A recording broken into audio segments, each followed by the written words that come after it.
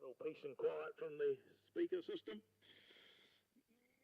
But we have our 6-cylinder sprints back on the track. 21 Heath Liddell on the inside, Dad Rusty and the 11 on the outer.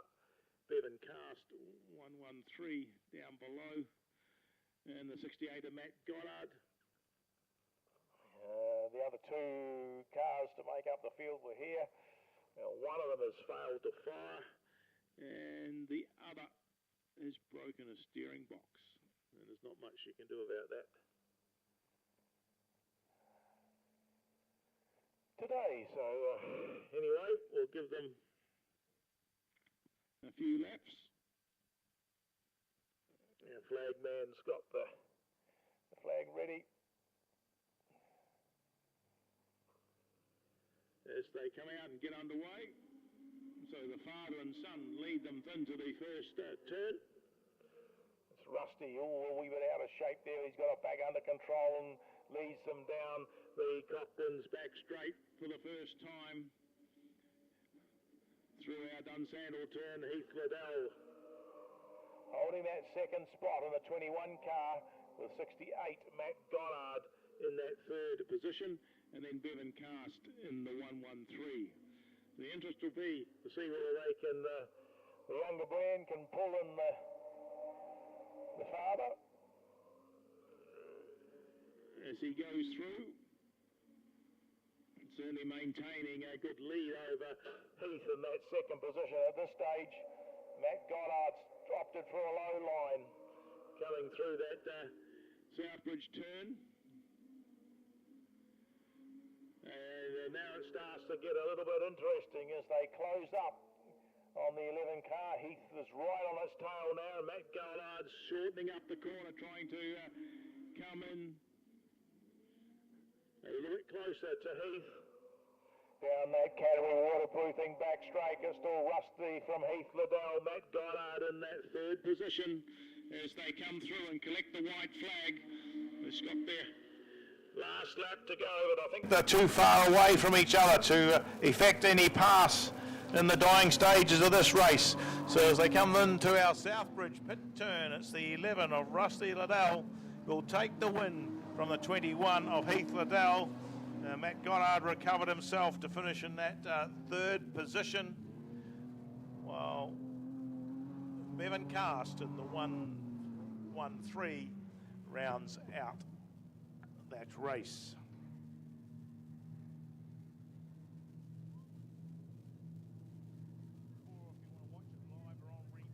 Play, contact RJP TV. They're working hard to cover some of our speedway events, and we certainly appreciate their efforts. Big thanks to Absolute Engineering, Roofline Products, Ellesmere Transport, and Blair Print for organising the video tower up there for the RJP TV team.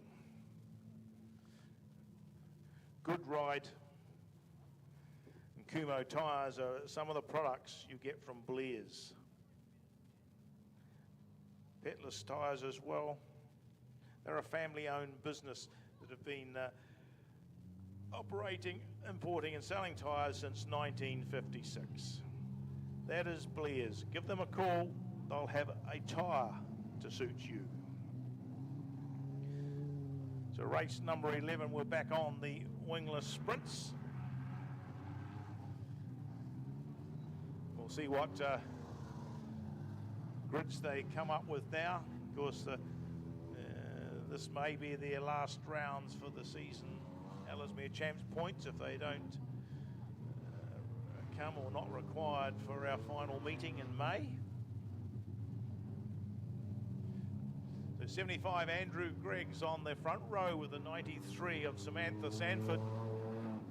Second row 42 Corey Duckmanton, and following Corey around going to the grid position, number 4 is the 4 of Mark Morris. Then down on the inside got the 49 of Jeremy Duckmanton. Outside him will be the 7 of Alan Bailey. And Ruben Fortune in the 78 was the old Dolly Rose, as they used to call it, rounds out the field of these wingless sprints. So we've got two Duck Mantons in this one. Yep, two brothers. So Jeremy being the older, had a drive, and one must have liked it. So he's hopped in that Bailey Kive car. So as the sun comes down here at Ellesmere, the green flag comes out for the wingless sprints, and away they go. And it's the Sockburn Mowers car that goes to the lead, while we've got the Letton curb and channel machine of Mark Morris that has stalled and come to a stop before it crossed the start-finish line. Oh, apparently he's just died, so I didn't see any. Oh, he's cranking it again. It's got it fired up once more. So, looks like it'll be a full restart.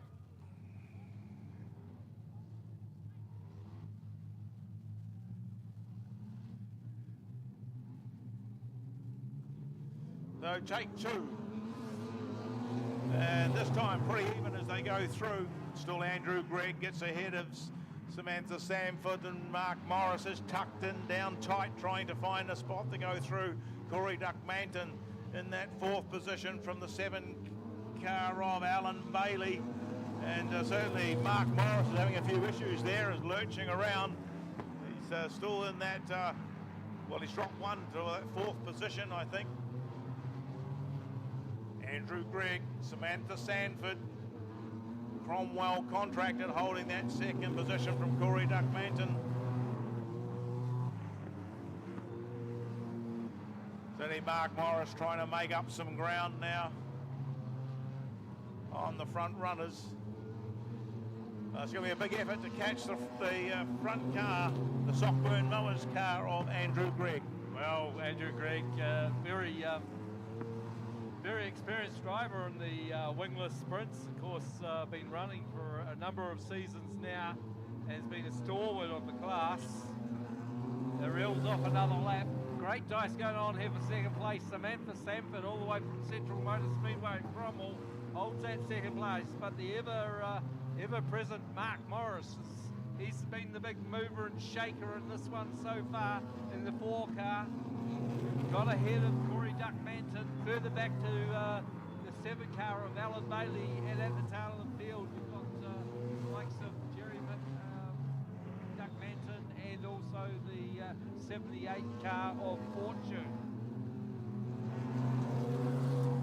Great dice going there on third and fourth at this stage. It looks like the 4 car of Mark Morris, he's done a superb job to get himself back into second place after his little misdemeanor earlier on. But the white flag comes out for our race leader, the Sockburn Mowers car there of Gregg, Andrew Gregg, through turns 3 and 4 for the last time. He's going to get another checker. Is Andrew Gregg in the 75 car, takes the win away. Second place to Mark Morris, good drive from him. Third to Samantha Sanford, just ahead of Corey Duckmanton. Back there in around about 5th place was Alan Bailey. Then back to the 49 of Jeremy Duckmanton, and at the tail of the field is the 78 car of Ruben Fortune.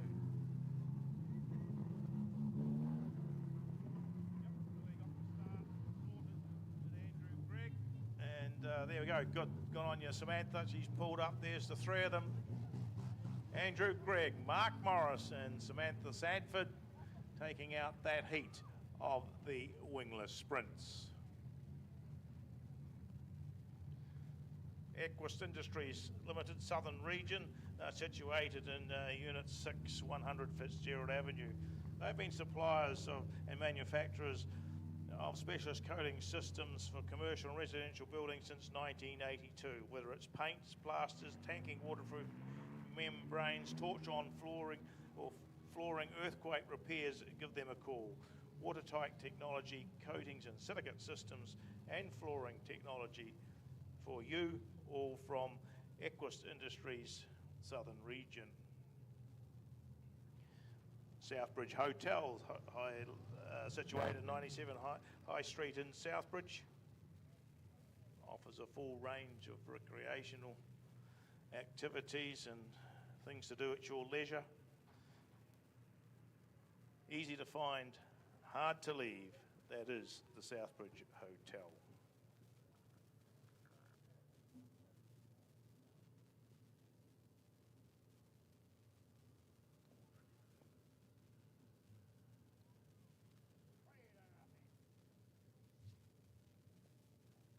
Well, second heat of the Springston Hotel and Doylestown Engineering Works CTRA New Zealand Sprint Car Championship about to come out. And last time we saw a bit of carnage, so hopefully they can keep the wheels rubber side up this time around.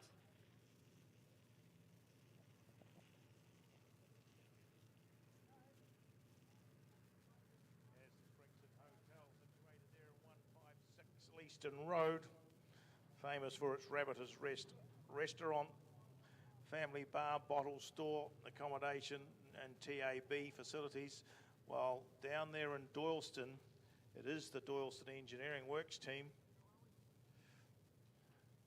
doing maintenance and repairs to all sorts of equipment,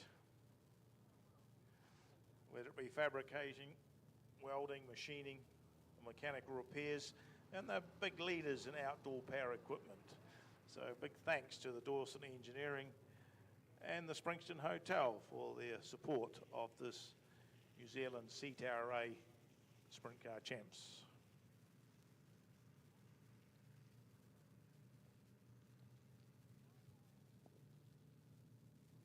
Well, the first one out is Bailey Clive. Of course, one of the top wingless sprint drivers this season, if not the top, here in Canterbury. Of course, Chris Gemmett, another one that came out of the wingless sprints. Of course, the Gemmett family have a proud history in speedway in Canterbury. And they're great to see. Look at that, the Springston Hotel, 99 of Davey Kerr's made it back out again. So tremendous effort to get that car back on track. And there we go, the 15 car of Steve Duff Jr. Always very competitive, Steve Duff Jr. And finished second in that first heat behind Matt Anderson. And just ahead of Travis Buckley in the Buckley Systems car. Of course, Buckley from Auckland, but contracted to Bay Park near Tauranga.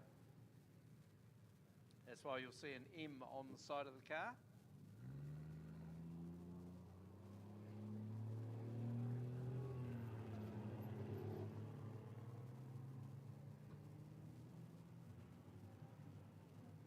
And the other car out there, of course, is Heat 1 winner Matt Anderson. And he's another one that came out of the wingless sprint class as well. It was the wingless sprint class, another class that's been breeding champions in some of our premier grades out here at Ellesemere Speedway. Don't see Sean Ashton out there. That car is fairly well battered up. And unfortunately, the Ellenberg car is sitting down behind its trailer over there. Very, very disappointing, having made that trip down and haven't managed to get it to fire and do a lap in anger. Well, the only bonus if you've had an incident earlier and you haven't been up in the placings is that I think the title is won in the one race system. So you can have a bad day up until the final and suddenly come through the field and win the feature. Well, that'd be the plan anyway.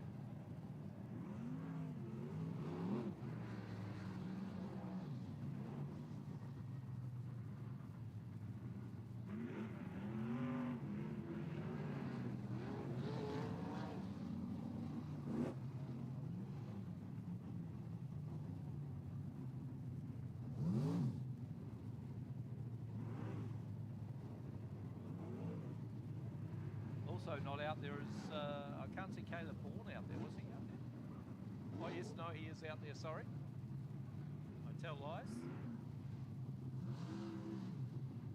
Caleb Bourne in the Avon Insurance car. Brian Hum Engineering.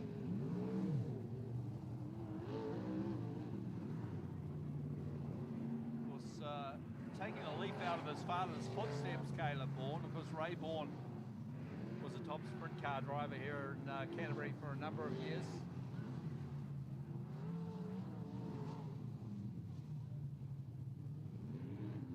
He had a bit of bad luck in the first heat. He was running second at the time and then went to the infield, did Caleb Bourne.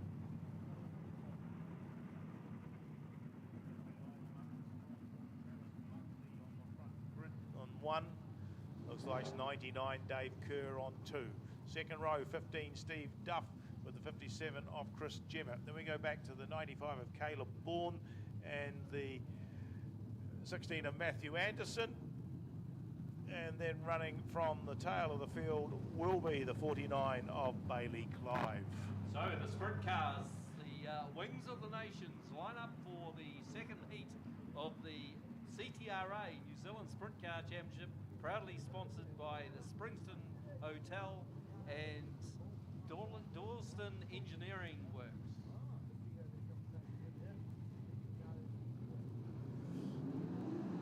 Well, they're underway, and there's a good battle at the front from the 7 of Travis Buckley, and then the 99 of Dave Kerr, but it's lurching around all over the place, and Buckley comes back at him and gets in underneath.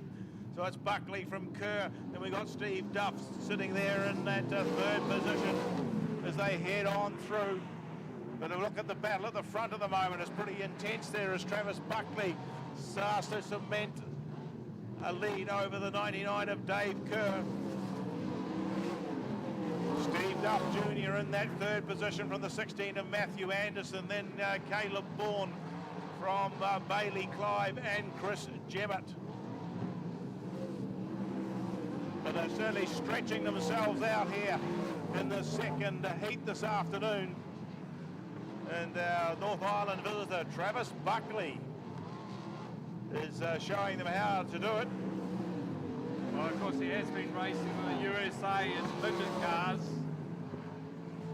this season, Travis Buckley. Now, I'll tell you what, Dave Kerr's driving like he wants to win this title here this afternoon in second place. Right, still Buckley out in front from Kerr. Then we go back to Steve Duff Jr., followed by Anderson, and then the 95 of Caleb Bourne from Bailey Clive and Chris Jemmett. So they're well and truly stretched out, some of them looking to move a wee bit higher up on the track. And certainly Buckley certainly doing that. Well, Dave Kerr certainly one that likes the high line, sitting there in second place. And it looks like young Travis Buckley's got no fear, the 20-year-old from Auckland out front. And Kerr looks like he's closing here on Buckley. Kerr, a determined drive from Dave Kerr there in second place as the white flag comes out for 1 lap to go. Can Dave Kerr reel them in? Half a lap left to go into turns 3 and 4. And it looks like Buckley goes to the inside, protects that pole line and takes the win away. Car number 7, second place to Dave Kerr, 99. Third to the 15 of Steve Duff Jr. Then back in 4th place, Heat 1 winner, of course that's Matt Anderson. Then we move back to the 95 of Caleb Bourne, the 49 of Bailey Clive, and the 57 of Chris Jemmett.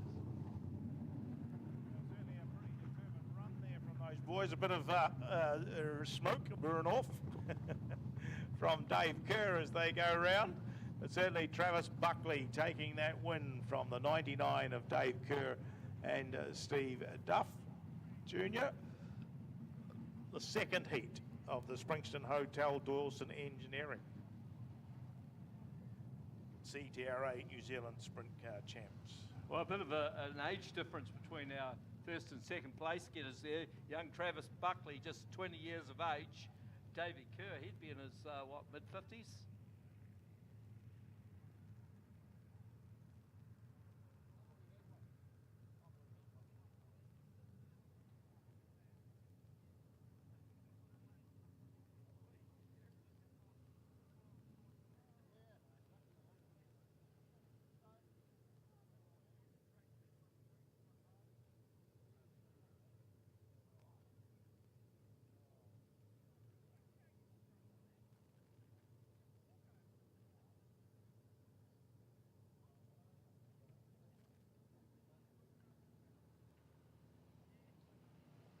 Don't forget, of course, if you're looking for some more Speedway action this weekend, of course, Ashburton Speedway, CTRA New Zealand Street Stock title. They've got 29 street stocks competing for that title tomorrow.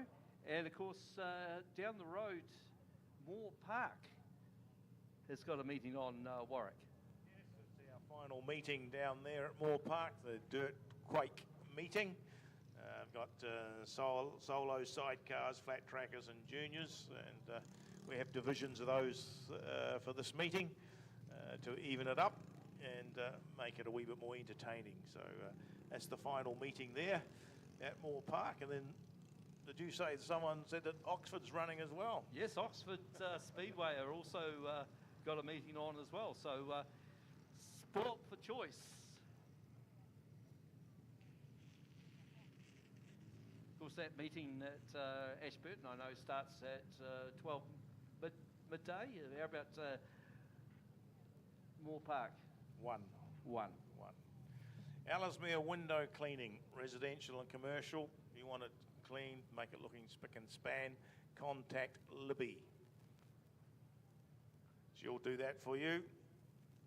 Just check her out on Ellesmere window cleaning at outlook.co.nz. Or give her a call. The number's in the program, 021 056 3772.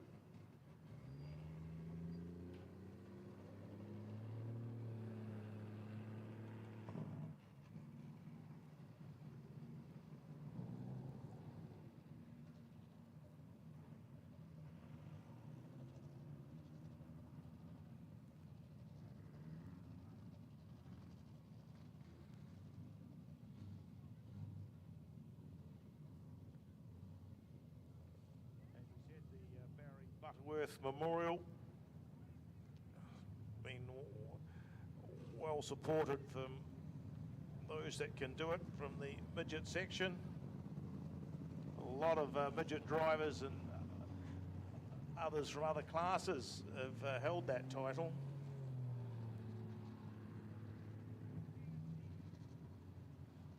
That was first run in about 1995.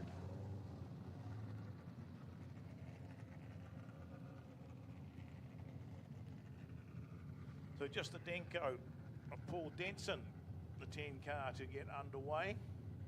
45, the Graham Hill roofing of Ben Morgan, the copy art car 57 of Janie Brown, the complete concrete pumping machine. They've been driven by, what we say was Blair Lowe.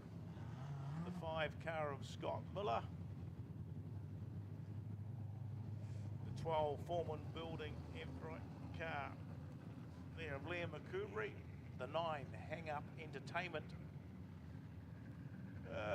machine driven today again by Mitch Hill, and Travis Buckley's out of the sprint car into the midget machine.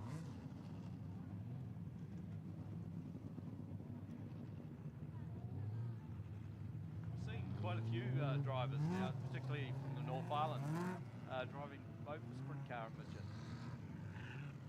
in the same meeting. I know Max Guilford's another one that's done it. Of course, Michael Pickens, and more recently Brad Mosen.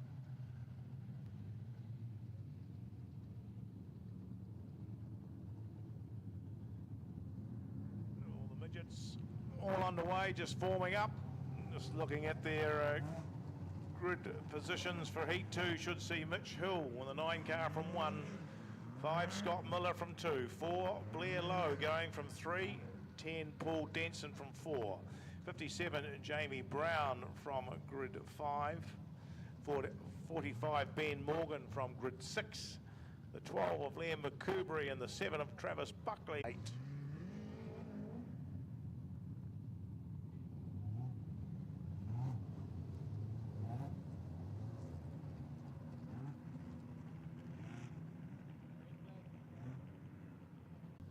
Away, and it certainly was pretty even at the start. Scotty Miller went up a bit high and wide and left the door open, and Mitchell put the 9 car through to the front of the field. Miller still holds that second spot, but here comes the 45 of Ben Morgan.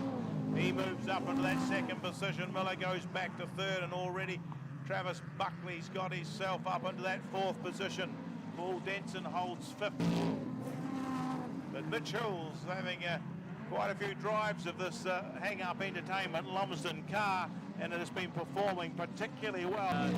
As I said earlier, out of Taranaki, been a former under-21 stock car champion. He's also done a fair bit of karting, so good pedigree there for Mitchell. Second place at the moment is the Graham Hill roofing car of car 45, starting to close on our race leader. That, of course, is Ben Morgan. Then there's a big gap back to anyway, Lawrence, because there's a yellow has come out as Paul Denson gave it a handful down there on the pole line, got himself a little bit out of shape, and as he bounced back down, stalled it. Well, I presume he's just stalled it. Hopefully that's all it is. Yeah, bit hard to pick up some of the cars in the shadows over there down the back straight.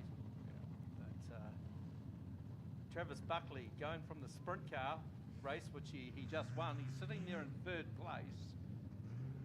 It'd be hard to bet against him winning this one. Although, look at the two guys in front of him. Of course, Mitch Hill in the hang-up entertainment car, and Ben Morgan in the Graham Hill roofing car. No slugs at all. Well, it looks like Denson will get a restart.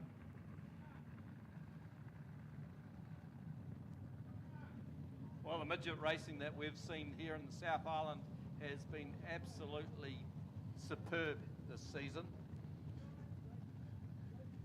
And certainly yes, with the injection of quite a few North Islanders, it's really made the racing particularly good. Yes, it was.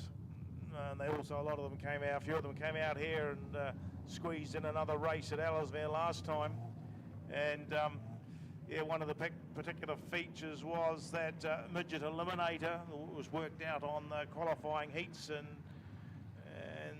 choosing their partner, the top qualifier, going to the back, and it was probably one of the most entertaining midget races for an event or a novelty type that we've ever seen. So yeah, well done to all the drivers and their crews in the midget class. Well, here we go, and the restart, as Barry Butterworth would have done in those days, would have been all Indian file restarts, sees Mitch Hill lead the way from Ben Morgan in the 45 car, but putting some pressure on is that 7 car of Travis Buckley. While Morgan sits up high, Buckley goes with him. They go down that Cochrane's back straight. Still Mitch Hill content to sit it nice and tight on the pole line. Ben Morgan bouncing around. He's got himself out of shape there, and that might be the opportunity Buckley needed to shoot through. And he moves up into that second position, although Morgan fights back at him. He's looking for a run on the inside as Buckley's up a wee bit higher, but he won't make it this time. Liam McCoubrey's moved himself up into that 4th position ahead of Jamie Brown, Scott Miller, and the 10 of Paul Denson. The narrow challenge looks like it's looming at the front of the field. Buckley up high, got the momentum off that turn, and Lawrence, he's made a good move round to take over. Well, not quite yet, but oh, he got it wrong there, but I think he's come out in front. Yes, and it's great racing between these two, Mitch Hill and, of course, Travis Buckley. They go down the back straight for the penultimate time. still there in third place. Oh, Mitch Hill just hits a run, and up the inside comes Ben Morgan in the Graham Hill roofing car into second place. Back there in fourth, trying to pick up that number down the back straight. But anyhow, your race leader and race winner, that's 2 from 2. 2 races in a row for Travis Buckley, second place to Ben Morgan in the 45 car from the 9 there of Mitch Hill back in fourth place. Just having trouble picking up those cars down the back straight in the white there. Might have to take off my sunglasses there, you can go and see a bit better. Liam McCoubrey and Jamie Brown in the Nick Marquet car. And then back to Scott Miller, good drive from him ahead of Paul Denson in the Denko, car number 10. Paul having to get another page in his notebook because he's finished another race. He'll be so ready, yeah, thumbs up. He'll be happy with that. Finally getting a few laps in. Well, I think his father had a bit of success at Nelson one year. I think it was the New Zealand Midget Car Grand Prix.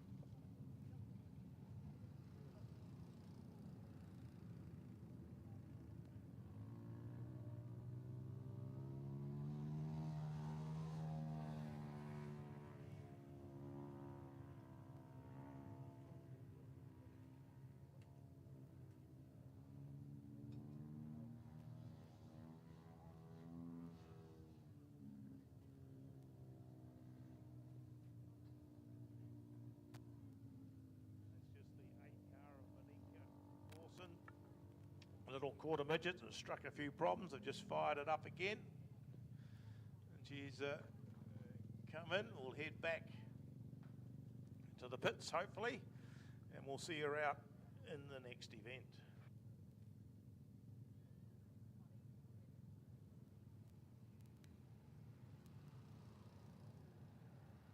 Okay, and next weekend there's the Vintage Speedway Club.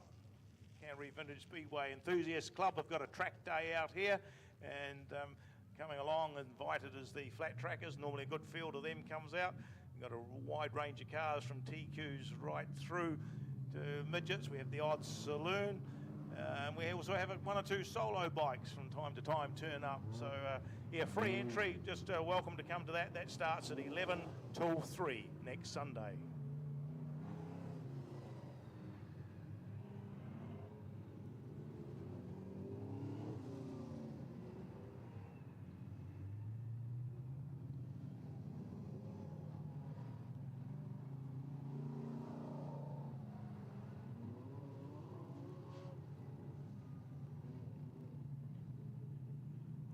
Well, the second heat of the South Island CTRA Saloon car title here this afternoon at Ellesemere. And just having a look at the grids, it looks like grid 1. See who's lining up on grid 1. See Craig Labey up there. And alongside of him, it looks like 2NZ Corey McQuillan, who won the first heat. Back on grid 3, it looks like car number 10.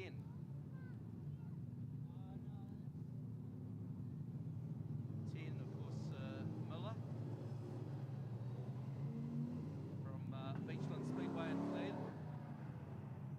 That's Stu Miller. And on his outside is Mark Dobson, all the way from Riverside Raceway in Invercargill. Grid 5 is car number 72. 72, of course, which is Glenn Johnson, former modified sprint and TQ racer. Alongside of him is car 77, Brodie Finley. And then we move back to car 67 on the inside. That's Brian Maxwell and car number 8, Tony Mountfoot. And at the tail of the field, last row is car number 7, Scott Woodhouse, with quite a bit of work to do, and car 57, Dale Gosney. It's the calm before the storm. Here we go, racing. There's the stealth car there of 2NZ.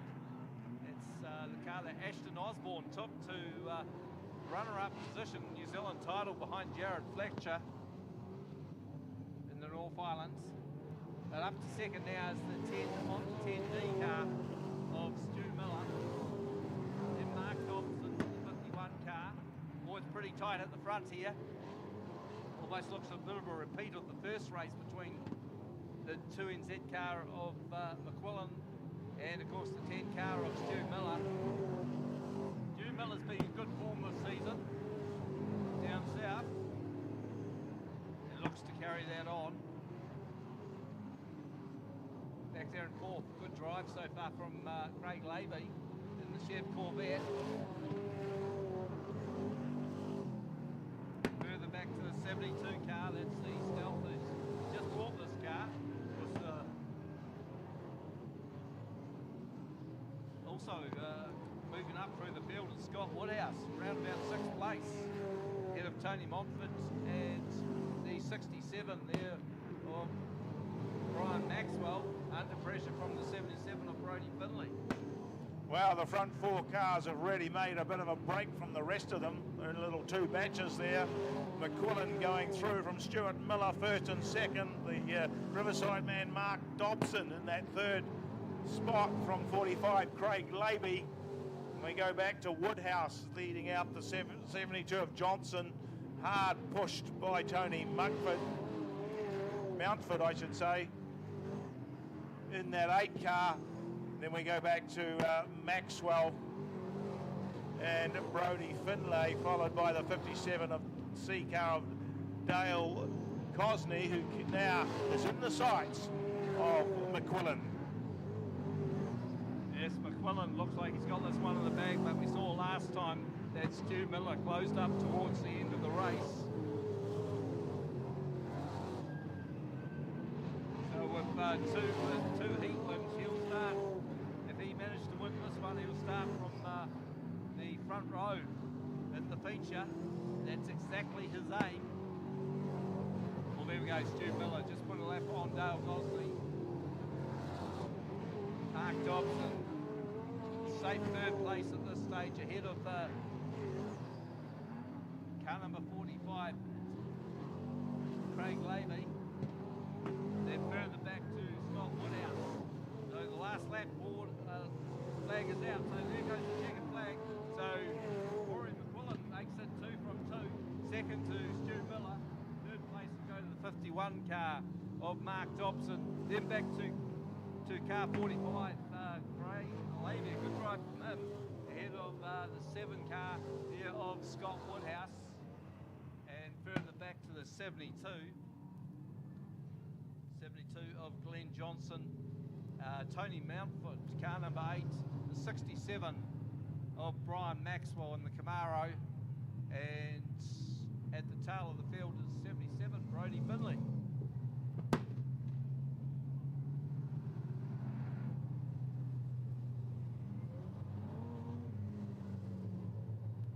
So it's looking at this stage that the front row for the CTRA, South Island Saloons, will consist of the 2NZ of Corey McQuillan and the 10D car of Stu Miller.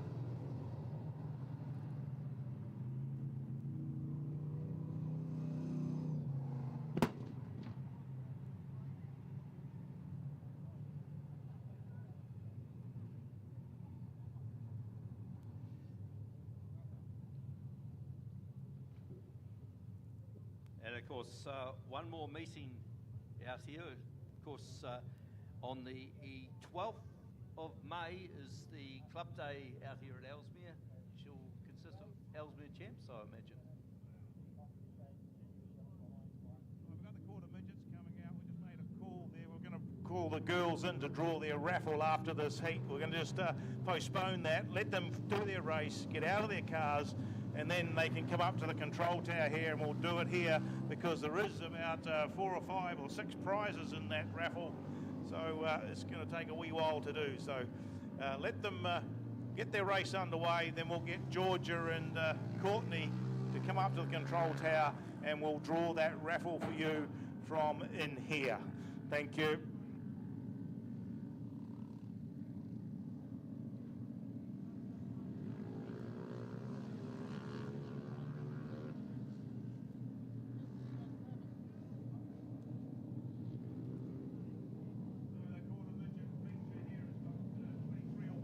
Brownlee's off the front with 54 from Greymouth, Lakin Thompson. 35 Caden Simmons from 3, 54 Jackson Clark from 4, 72 Brooke Clark from 5, 38 Georgia Lewis from 6, 22 Miller Johnson goes from 7, 27 Dakota Rogers Green from 8, 4 Courtney Ashton from 9, 99 Joseph Carroll from 10, 95 looks like it's been scratched out on my sheet. Jackson Kedgley must have a problem. 8 Monika Rawson from 12, and young Bray Thompson will be going from the rear of the field. So the quarter midgets get underway. It's 3 wide as Caden Simmons looks to put a run on the inside, but Jack Brownlees holds on to that first position. Or a bit of jumping and banging going around there as they've dropped back a few places as the 54 of Jackson Clark took a high line and found some smooth running to move right round up into that second spot. 54 Greymouth car of Lakin Thompson holds that third position, although he's staying down low on the track. May get overtaken by Brooke Clark, who's following her younger brother. And that seemed to work quite well. So there's a battle on for that third position. Caden Simmons back there in that 5th spot, although now he's found a little hole on the inside, and it's nearly 3 wide as they go into the Dunsandel turn for those battle for that third podium position. But Jack Brownlees just has pulled away from Jackson Clark. Looks like Cohen Thompson cemented himself into that 3rd spot, although you can see these wee cars bouncing around a little bit. They're a wee bit roughened spots for them. Caden Simmons putting in a good performance there, holding that what'll be 4th position. Monika Rawson goes down 1 lap as these front runners fly through. Man goes for his flag.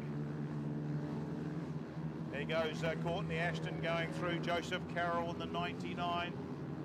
Georgia Lewis just ahead of them with Dakota Green. There's 23. Jack Brownlees gets the white flag. He's well on the way down that good ride back straight. He'll come through to take the win from the 54C car of Jackson Clark. 3rd, 54 Greymouth, Lakin Thompson from 35, Caden Simmons, 72 Brooke Clark, the 22 of Miller Johnson, and it looks like it'll be 38 Georgia Lewis. Will it be? No, I think it'll be 27 Dakota Rogers Green gets that 3rd spot from Georgia Lewis, and that'll just about round out the field.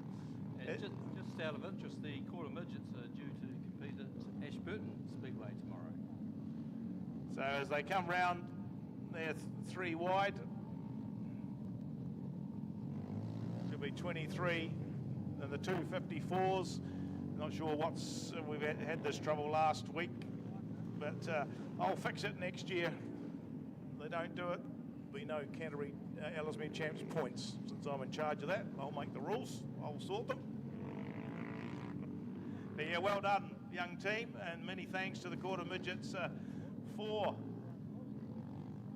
the support of that raffle. And we'll get the girls to get out of the car and bring the tickets up here, and we'll draw them for you before the end of the meeting.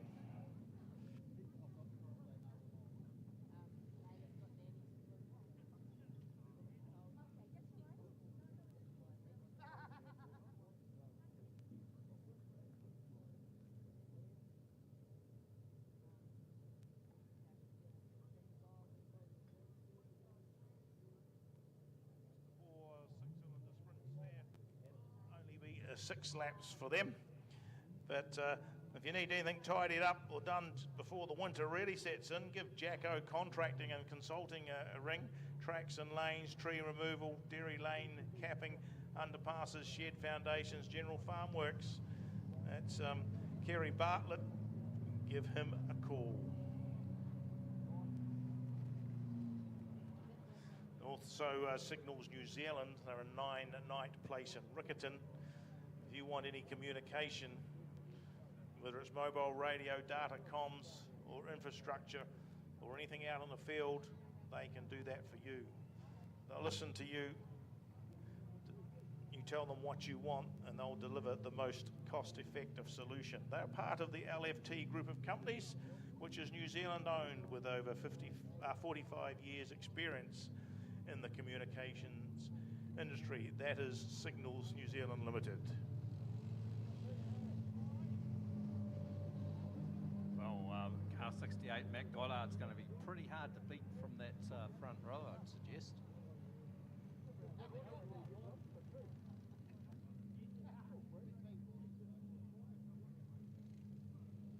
Although Rusty won't give up with a fight, out without a fight. Car number 11. Warwick reckons 6 laps might suit him. Okay, here we go. And Rusty gets the jump. But watch for the outside line for Matt Goddard. It's a bit rutty there through turns 1 and 2. Not to mention turns 3 and 4. Here we go. Goddard goes up the inside and Heath wanting to get through as well.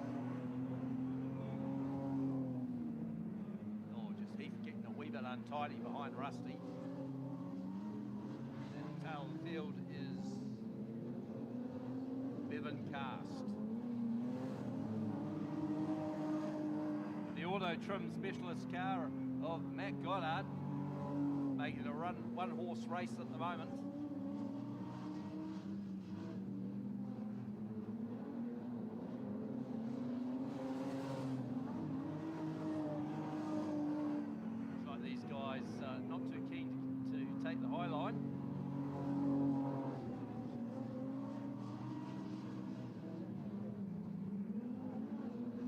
Just hits a bit of a rut, but carries on with the momentum. The Dice is just about playing dodgems down there in second and third as they struggle with one or two of the conditions. Matt Goddard picks up the white flag from Rusty Liddell. Heath in behind.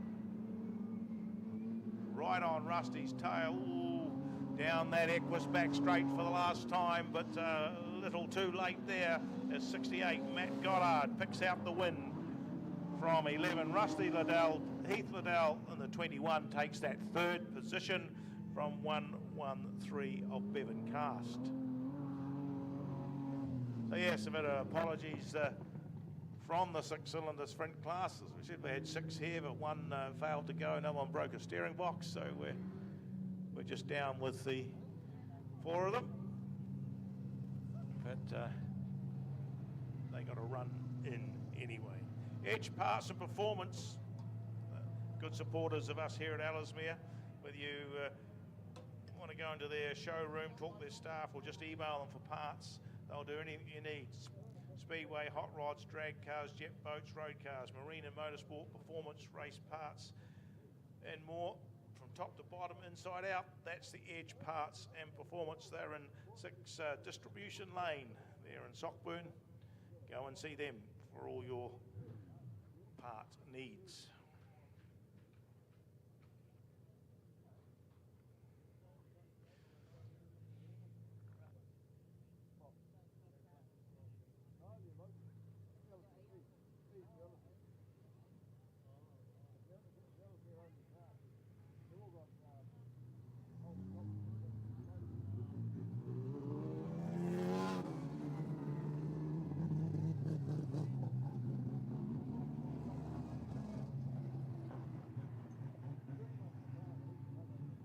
Okay, the Wingless sprints come out for their final race of the afternoon.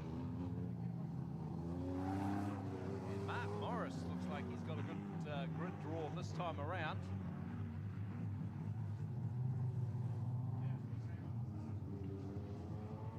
How the Ellesmere champs points were standing. He said, I was currently in third. He wanted to know how far ahead some of them were or behind. And it's all on my computer at home. It was in the program last meeting where they were standing. But yeah, that will continue. This may well be their last run, but we'll tally that up and we'll sort that out for the prize giving later on. Of course, these cars running the 3.8 V6 Holden engine, rebadged Buick motor. So we see the 7 car of Alan Bailey sitting on the front row with 93, our visitor Samantha Sanford on 2. 4, Mark Morris on grid 3, 42, Corey Duckmanton on 4, 75 Andrew Grigg on 5, and the 49 Jeremy Duckmanton in behind with Ruben Fortune. And as they get underway, they head into the first turn, and it is, well, slightly but surely, the 93 of Samantha Sanford who leads them through. Alan Bailey's got that second spot from Mark Morris sitting in that 4th position. Good battle in behind with Andrew Gregg poking his nose up underneath the 42 of Corey Duckmanton as they hit the Dunsandel turn. But Samantha Sanford, she's got 2 or 3 car lengths lead over the 7 car of Alan Bailey. Mark Morris working hard in that 3rd spot. He'll have to watch his back now because Andrew Gregg is closed right up, although he hit a wee bubble there and got himself offline. Now the pressure's on Sanford as she comes through the Southbridge turn.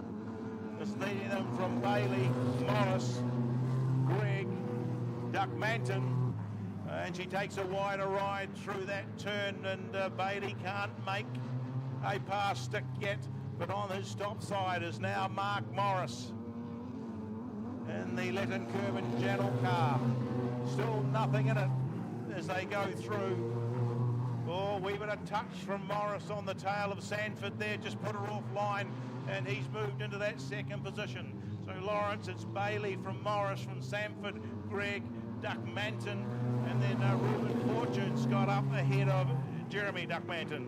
Yes, and car number 4, Mark Morris, has looked very racy all day.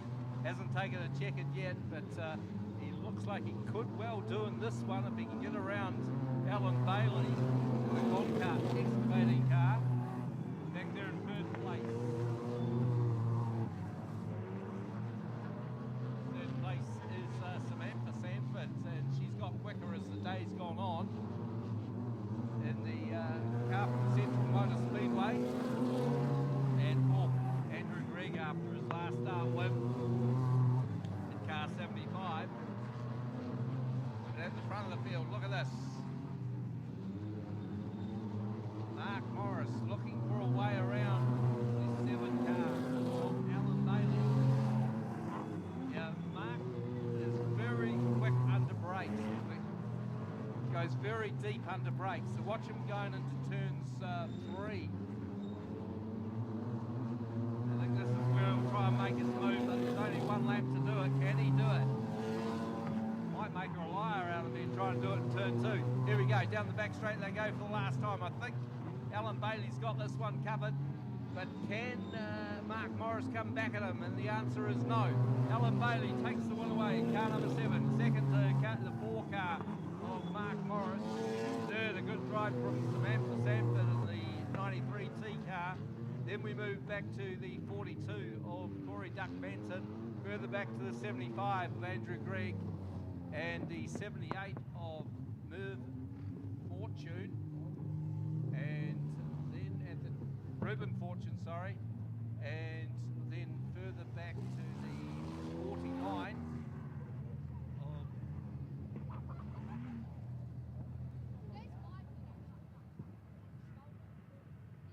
Jeremy Duckmanton.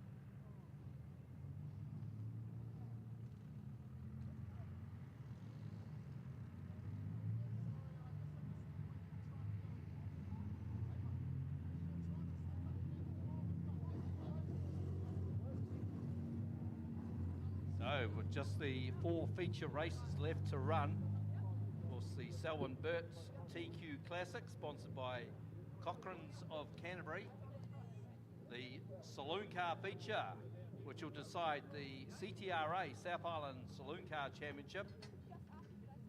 Race number 20 is the Midget Car feature, which is the Barry Butterworth Midget Memorial, and race 21. Okay, we're just heading down to Warwick now.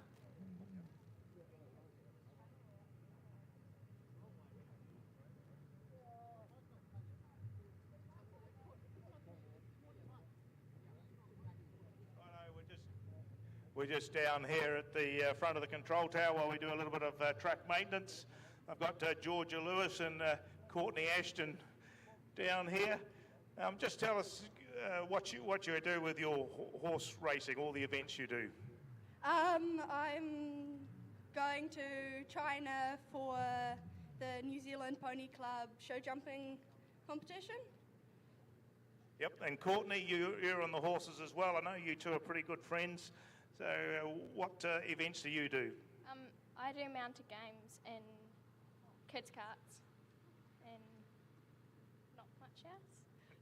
Oh, I don't know. You're having some good fun. Anyway, who's going to draw the first one? I see Mum's going to write it all down. These prizes can be collected from George's trailer.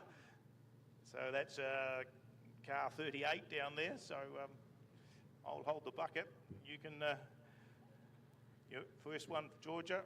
This is the first prize. There's a green B057. And that prize is the car care kit. Courtney's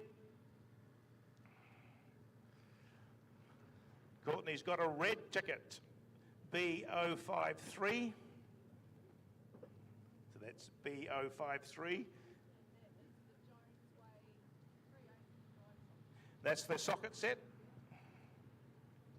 Go to the red B002. Red B002.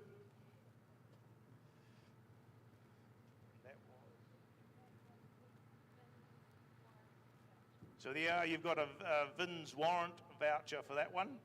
Courtney's got another one there, a green B015, green B015.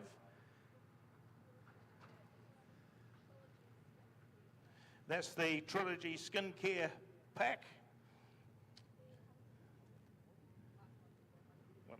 So we've now got an orange B015, so if you took 015s, you'll be doing pretty good. B015.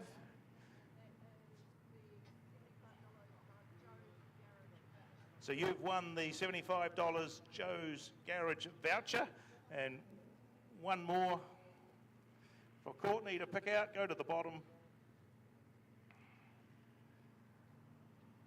And it's a blue ticket, I can tell you that.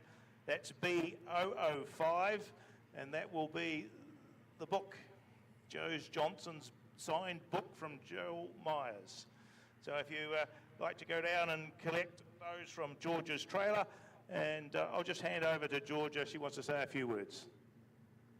Hi, I just want to say a big thank you to Complete Automotive for sponsoring the car wash and the sockets and the VIN's warrant. Big thank you to Motorsport Files for the Joel Myers book. And big thank you to the Clark family for the Joe's Garage voucher and the skincare. I also want to say a big thanks to Sean Ashton and Rach Ashton for helping me organising this, and Fiona for helping me do all of the tickets. I also want to say a big thank you to Ellesemere Raceway for letting me sell tickets here. Okay, thanks, Georgia. Big thanks to the quarter midget class, because it is that group that have organised this raffle. So, yep, take the wishes from Ellesemere Raceway with you when you go over to China. Thank you so much. It will be a great honour to represent New Zealand over in China. Okay, thanks, girls. Thanks, team. Well done.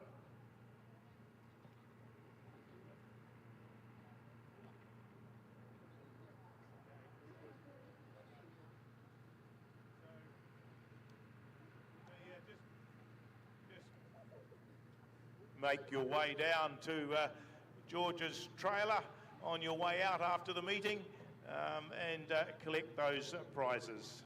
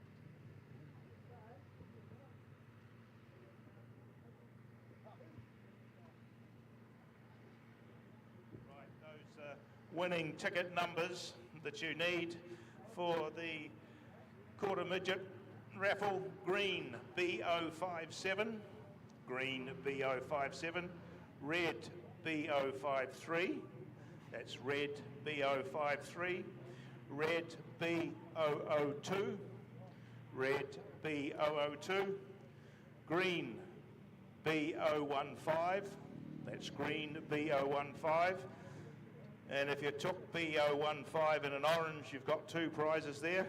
That's orange B015 and a blue B005. That's blue B005. Yeah, and George has just said big thanks to everyone that supported that raffle with the prizes and purchased the tickets. Okay, thank you.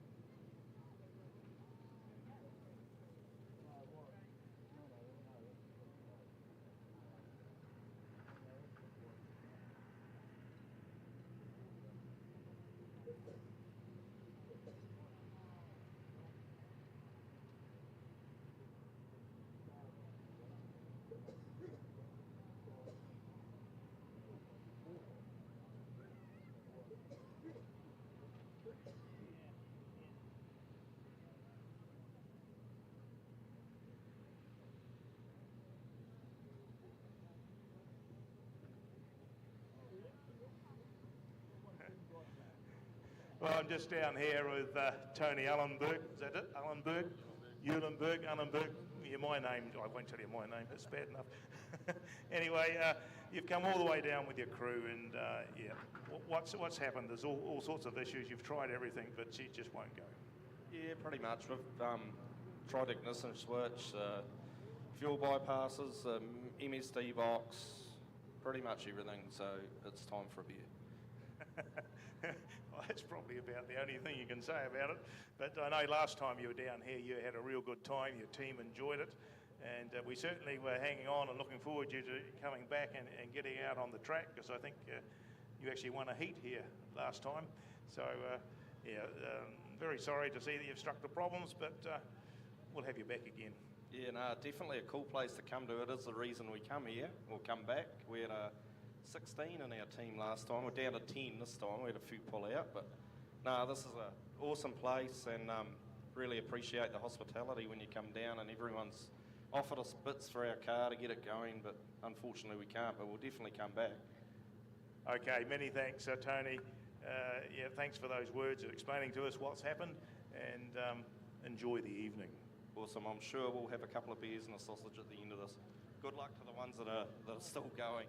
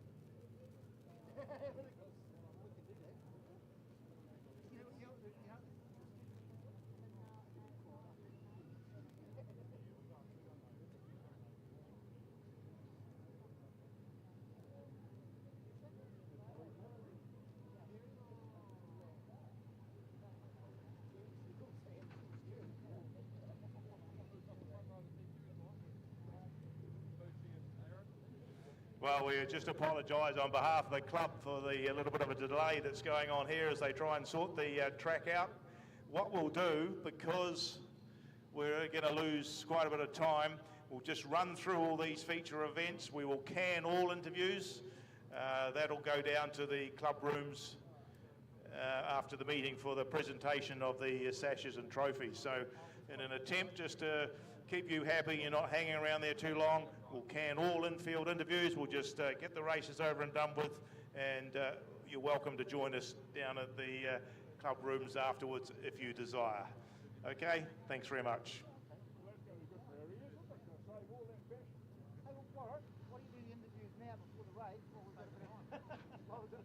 Presentation, then we'll have the race.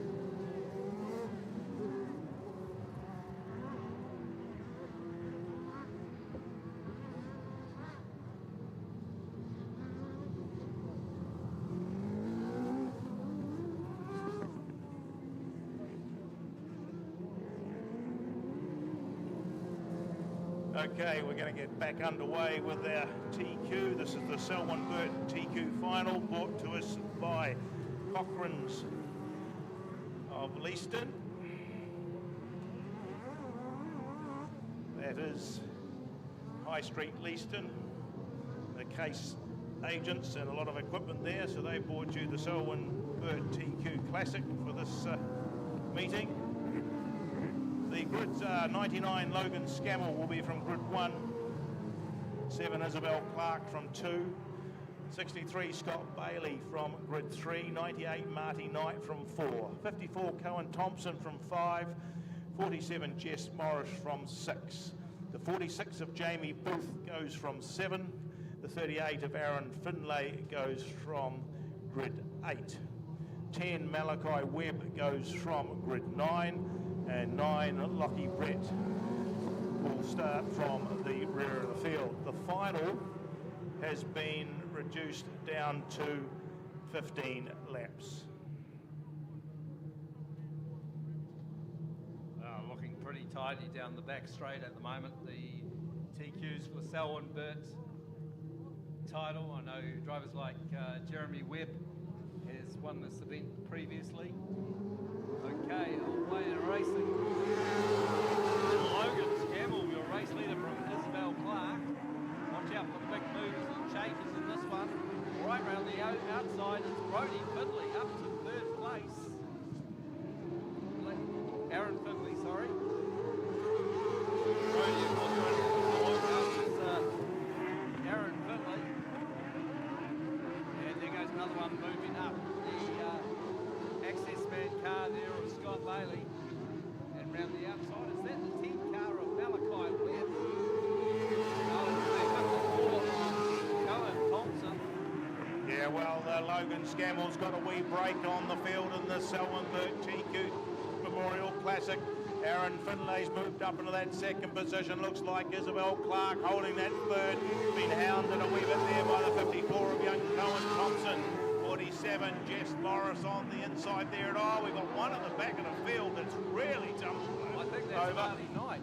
And I'm not sure whether that's Marty, is it? Or is it the... Yeah, it could well be Marty Knight. It was a little bit of a good night nurse there, that one. I think he went into that corner and he's hit one of those ruts there and has had a very nasty tumble.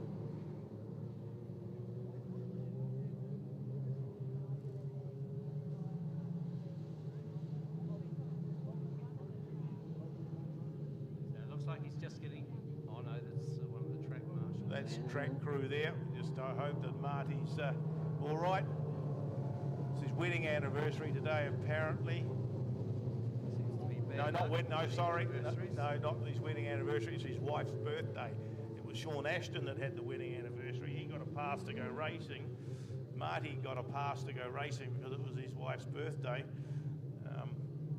And he certainly, both of them, local characters, have not had much luck. Well, he's had a very good end of the season as Marty Knight up until now.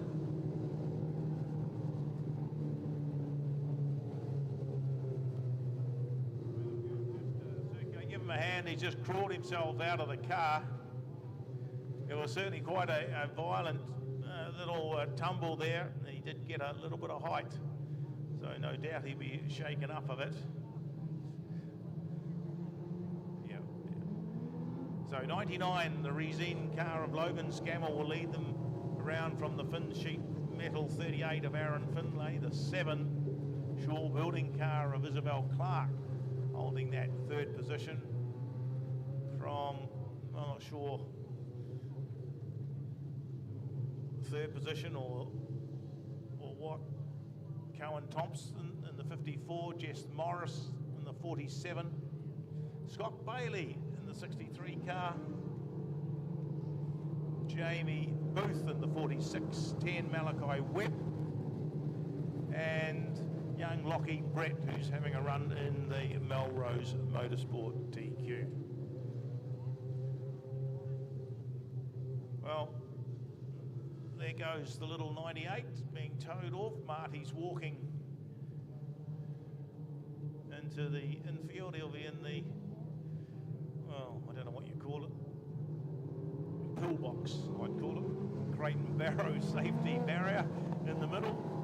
HQ headquarters in Lincoln into the infield security box. And we'll have to watch from there.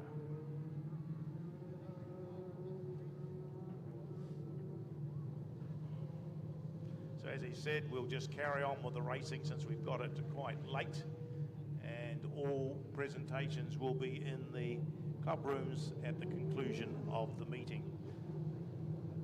13 laps to go.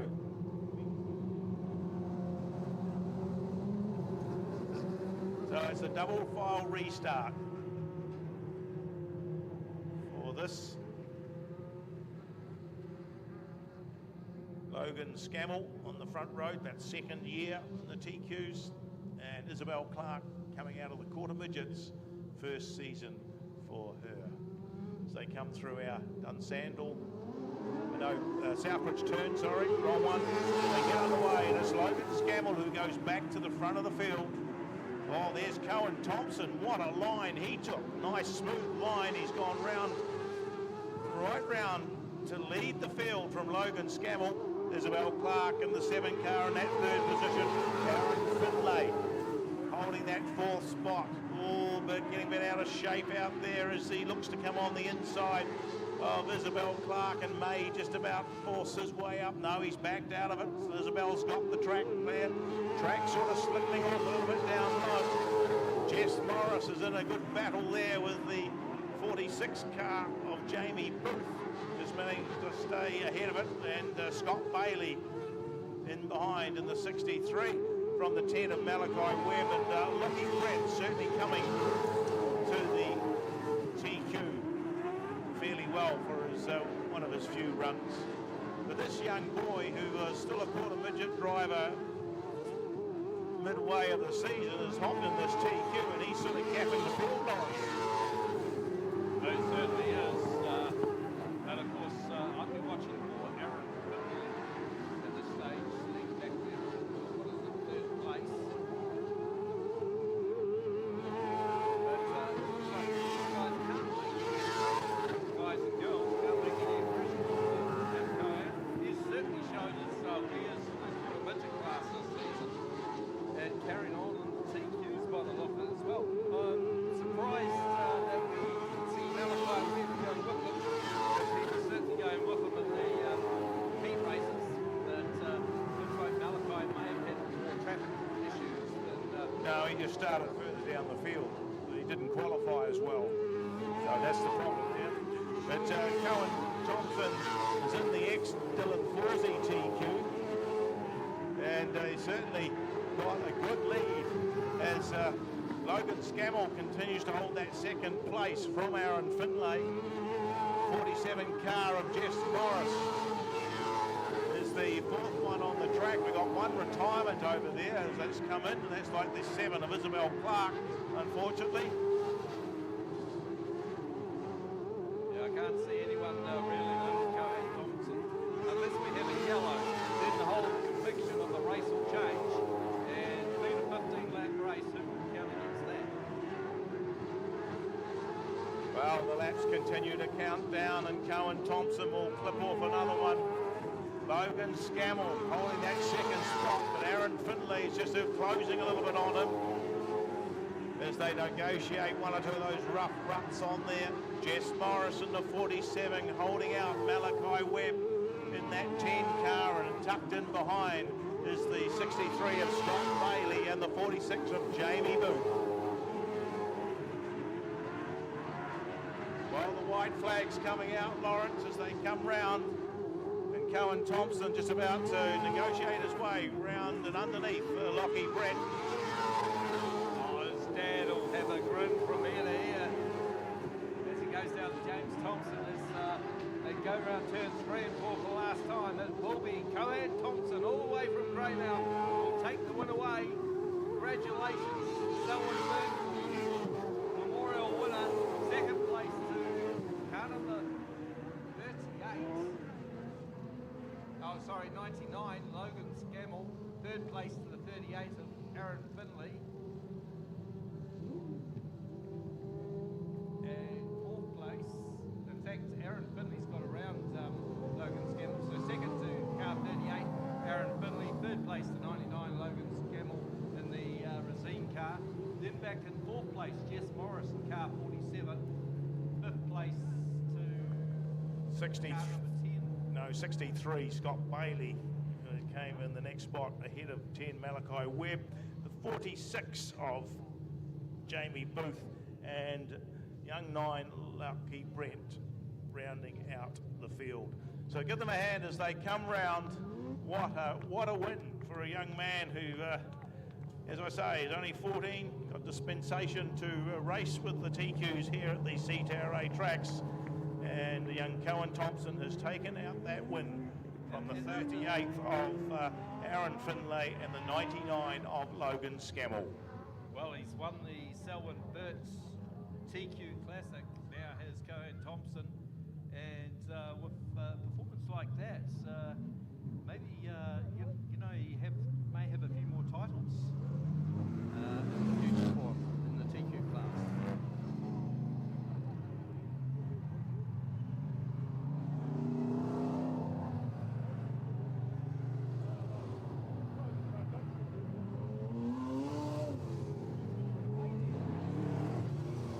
Don't forget about the Garden City Drainage in Sybil. They do drainage, service installations, water installations, and they have a truck and excavator hire. That's Garden City Drainage and Sybil. Give them a call.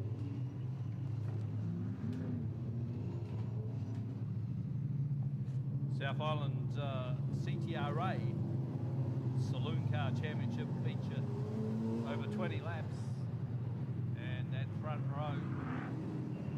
Now these two cars have dominated the saloon cars here out at Ellesemere this afternoon. Of course, Stu Miller, car number 10, and hasn't he improved over the years? He was third in the South Island CTRA title previously. So CTR lines up alongside the man with the most points, Corey McQuillan, in the SADT Stealth Engineering car. Grid 3, it looks like, is going to be car number 7. And that's Scott Woodhouse, of course, brother of Willie Woodhouse, who's had an illustrious career in super saloons and saloon cars. Alongside of him, on grid 4, it looks like Craig Levy, who's driven extremely well all afternoon. In the Chev Corvette, probably the oldest car in the field, along with the 57 car of Dale Gosney. On grid 5, we have car number 51, Mark Dobson from Riverside Raceway in Invercargill. Alongside of him is car number 8, Tony Mountford. Grid 9 is car 72, and that's Glenn Johnson.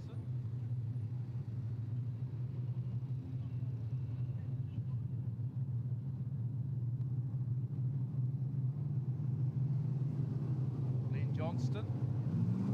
And Cycling Johnson is car 67. Brian Maxwell, long-time saloon car competitor, and at the tail of the field is Dale Gosney. Well, I think this is going to end up a tight battle between Corey McQuillan and Stu Miller. Of course, Corey out of the sprint cars and the saloon cars, doing a superb job.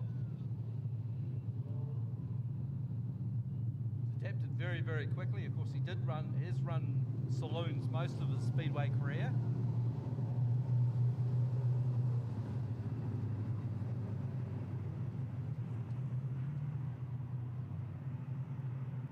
So it's the calm before the storm.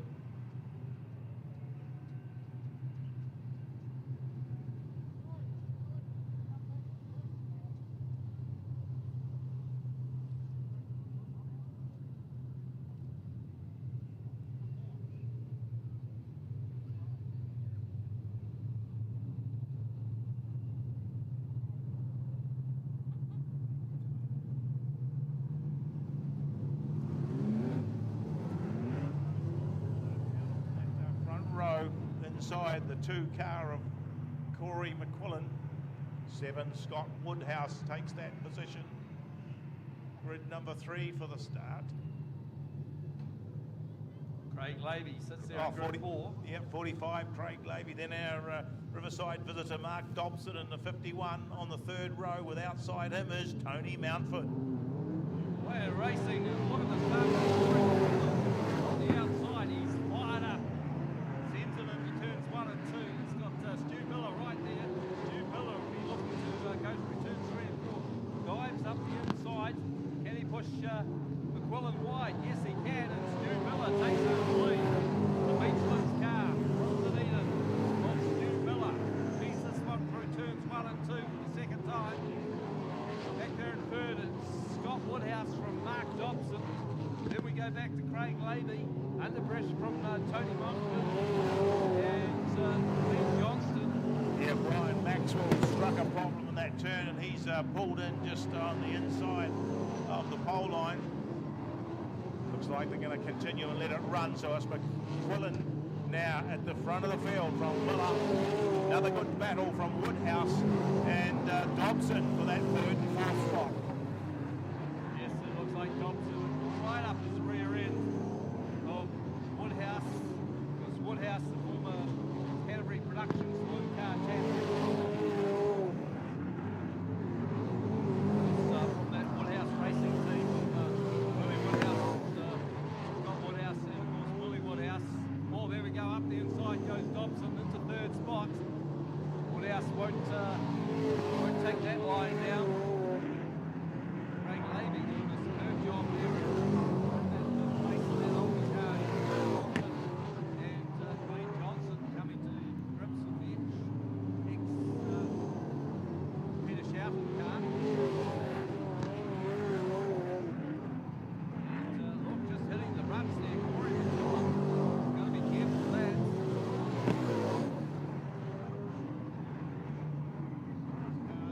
He stuck the pole line down there, it's a bit smoother.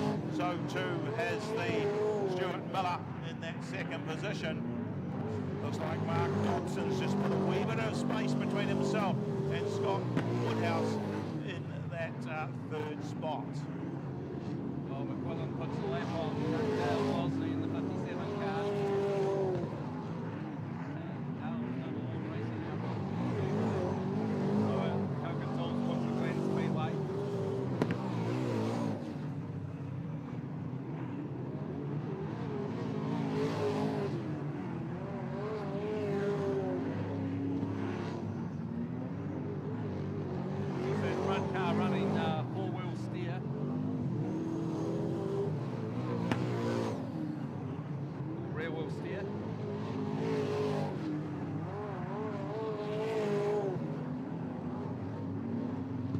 Controversy in the saloon car and super saloon car classes this season with the rules and whatnot.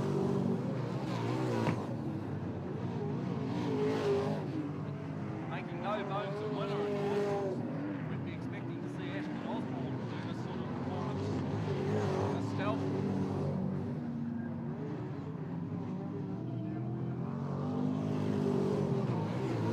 But he's certainly fast enough to keep himself well ahead now. Just about a full turn ahead of Stuart Miller in that 2nd spot.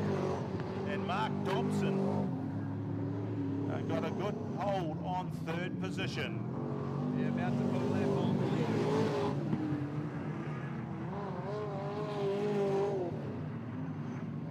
Stu Miller doing a great job in that 2nd place car. Of course, Ashton Osborne took his car to 2nd place in the time. I think he actually won the Grand Prix as well. So, it looks like there's some damage to that car now of our race leader. This is going to open up the door for Stu Miller. Yes, there's a pass on those lower cars there. And there's a wee bit of contact made. He's got a flat outside rear tyre, so he's infield. And then we've got another 2 that have got tangled up here, the 72 of Johnson and the 8 of Tony Mountford. This has brought out the yellow.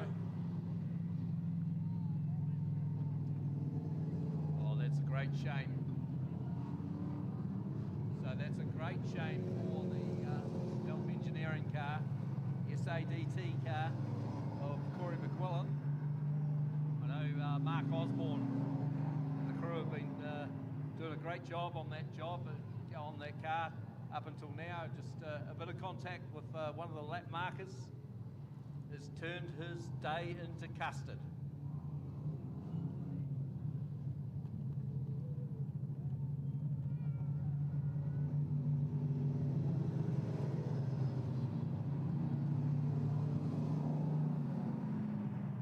So Stu Miller will take over the race lead. He'll have a grin from ear to ear. Mark Dobson sits there in second place, and Scott Woodhouse looks likely to finish in the podium positions. And just the two older cars at the tail of the field. Craig Lavey has been punching above his weight all afternoon, and Dale Gosney there looking to pick up the pieces if any of the other cars come to grief. 6 laps to go. Yeah, that's the call. 6 laps to go. Just waiting to see what happens here, if they can get Glenn Johnson and Tony Mounted untangled.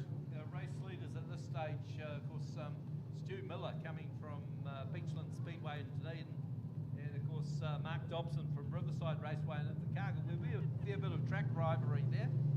So I don't think Dobson will let him go.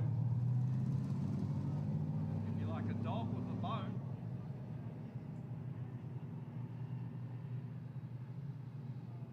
Of course, Mark Dobson, he's a dairy farmer from Invercargill Way.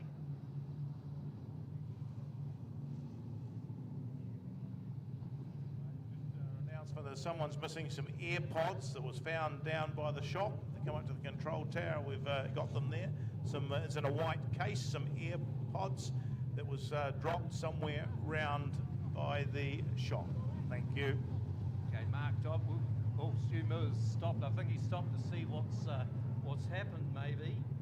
But Mark Dobson, the guy at the front of the field at the moment, car number 51, he was third in the Southland Champs and also second in the Riverside Saloon Championship points. Oh, it's good to see we've got a couple of cars back in after that. They will join at the tail of the field. But great to see there's nothing too serious wrong there. And we've got both the 8 car of Tony Mountford and the 72 of Glenn Johnson back in the running.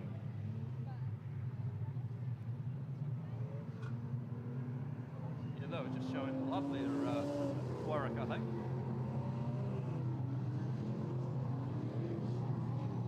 Our race leader is the 10D car from Beachland Speedway in Dunedin, Stu Miller.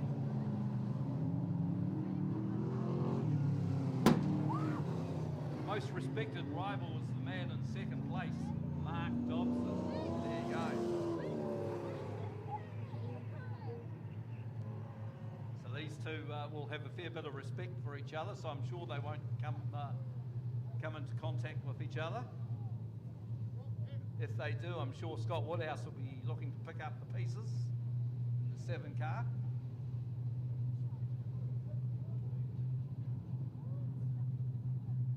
Yep, we're just trying to sort out some placings here.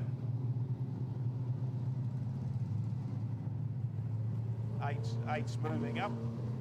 Yep, in front of, so yeah, Tony Mountford gets the call to move up in front of Glenn Johnstone. And about 4 laps left in this CTRA New Zealand Saloon Champs. South Island. South Island, is it? South Island. South Island. Yep. South Island. No, North Island is in there. Okay, away we go. Away to racing. Stu Miller determined to win this one. His arch rival there, Mark Dobson, sitting there in second place, looking to pounce. They're looking for an inside run on Stewie Miller. Of course, Stewie's got it in hand and won't make too many mistakes. If these two do cut the grief, then Scott Woodhouse will be through like a flash. Tony Mountford, just a retirement there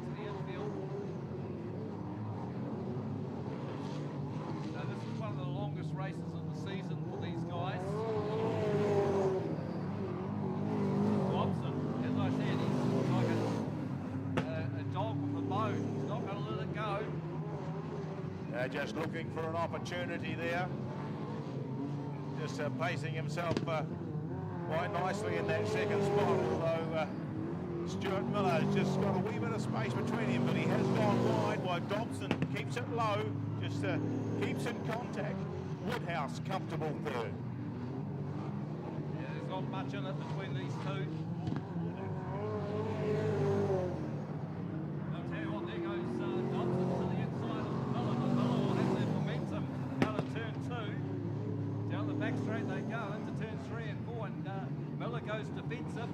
Yeah, one more lap to go, Lawrence. The flag comes out. It's do or die now. Will Dobson risk it, make a move into turn 3 and 4? Or will he want to keep that friendship between the two drivers?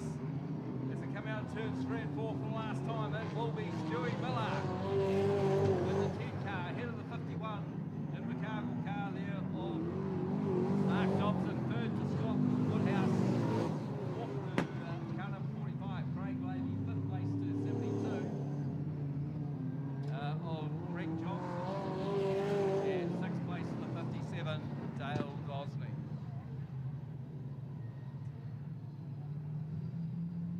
Congratulations to our podium finishers, of course, in the South Island CTRA's South Island Saloon car title. And of course, car number 10, Stu Miller, car 51, Mark Dobson, and car number 7, Scott Woodhouse.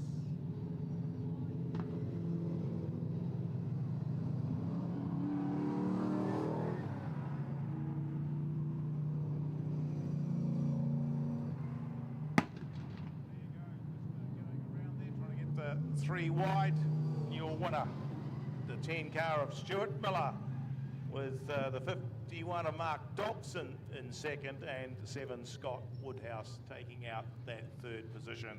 Well, how about that? The Southern men have come up and they've cleaned up. Southbridge Tasty Meats, private home cool specialists using locally sourced product. They hand make traditional small goods, bacon and ham. They do raffle prizes and gifts made to order, and they also do an extensive gluten-free range. They're situated in 90 High Street, Southbridge. So go down and see Marty and Jenny and the team. They'll be pleased to see you and sort you out with anything you need. Another one that we has round here is the Ellesemere bins. Fully licensed non-hazardous solid waste service company. They provide a variety of collections, whether it's weekly or monthly, bulk or trailer rentals. And they can also do business recycling as well. You're looking for a reliable bin service for your home? Look no further than Ellesemere Bins. They are a family and locally owned company that offers affordable waste management.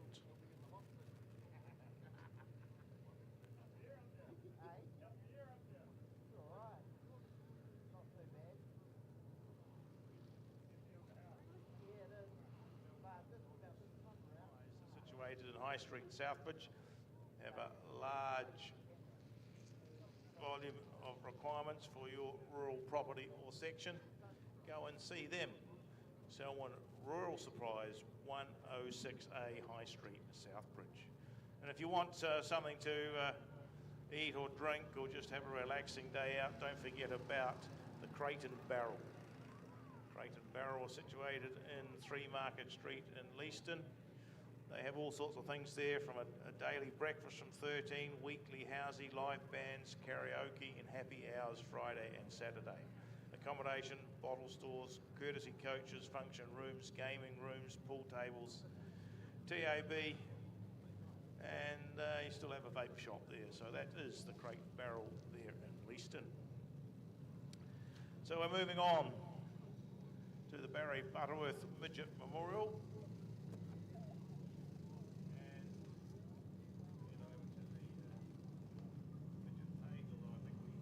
We know most of them. We have on the front grid for this one, because it's the fastest from the back, is 4 Blair Low will be going from grid 1. 10, Paul Denson takes his place on 2. 5, Scott Miller goes from grid 3. 57 from Nelson, Jamie Brown will go from 4. 9C, the Lumsden hang-up entertainment car driven by Mitch Hill will start from 5. 12, Liam McCoubry goes from 6. Travis Buckley, our visiting North Islander, will go from grid 7, and outside him will be the 45 of Ben Morgan. The Midget feature is set to go over 20 laps.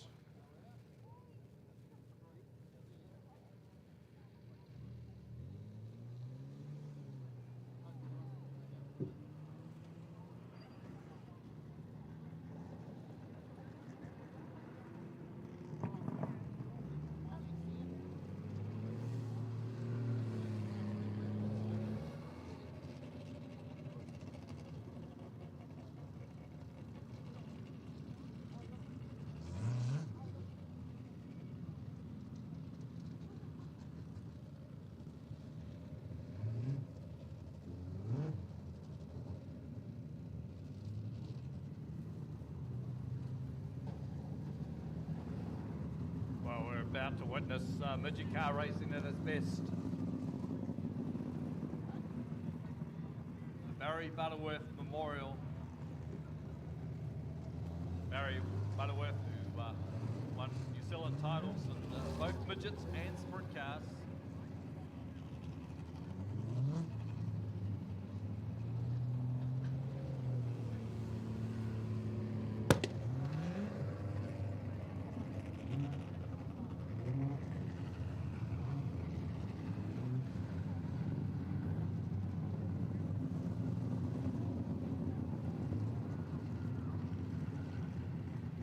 Ben Morgan came out of a stellar TQ career and still running TQs as well.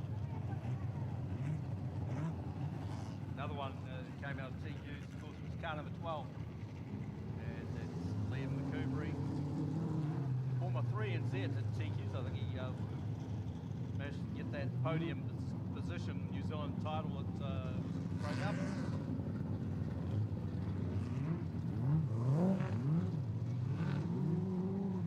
Mitch Hill came from a different background, of course, came from stock car racing up there at Stratford Speedway.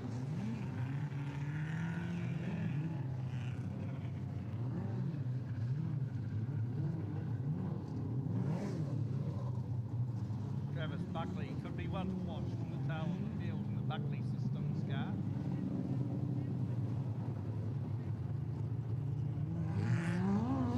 Ones to watch, with the track having a few humps and hollows and ruts in it. We'll have to keep our eyes peeled and see what happens.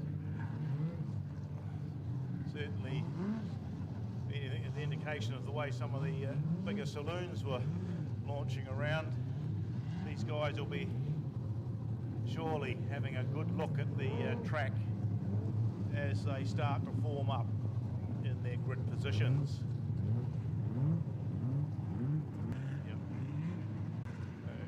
Travis Buckley there. So Field just clearing the throat of the midget going through our Dunsandel turn.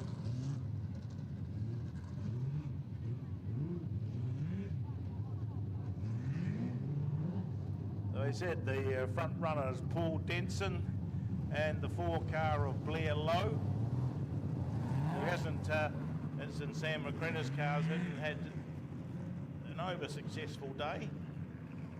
But anyway, under the concept of the Barry Butterworth Memorial, where the fastest start from the back of the field, where a lot of these former competitors like Selwyn Burt and so did their racing. Now we're trying to just do that in the spirit of the sport. We're given the 1 lap to go, so it's Blair Lowe on the front with Paul Denson. Scott Miller in the 5 car on the inside of the 57 of Jamie Brown. 9 Mitch Hill on grid 5 with 12 Liam McCoubry outside him. And then the 7 of Travis Buckley and Ben Morgan, although they seem to have slipped up a wee bit. They get underway. And I think that might be a jump start there from the Dingo. yeah, well, he was on grid 2. He probably wants every advantage he can get. But naughty boy, well, that might be the reason why it looked like a jump start. The 4 car of Blair Lowe retires to the infield this time. And Denson gets the Denko away into the first turn. Jamie Brown says that's better up high. I'll go there, and he's moved right around to the front of the field, and so too is Liam McCoubrey, who clicks out and takes that second position. Denson back in third. In behind, the 5 car of Scott Miller on the inside. Up on the outside, Ben Morgan in the 45, who's got Travis Buckley now right on his tail, with Scott Miller and Mitch Hill in behind. But it's Jamie Brown who leads them down the value cars back straight. Got a half a dozen car lengths ahead of the 12 of Liam McCoubrey. Paul Denson's got the aging Denko. Well, it just drops back into that 4th position as Travis Buckley goes through. And Mitch Hill's made a move, found a hole to move up that got round Scott Miller. And there goes Ben Morgan in the 45. Gavin Hill roofing car trying to go around the outside. A little bit of touch with the Denko there, but they manages to get through, or does he? Paul Denson keeps it down low, but no, the momentum's up high.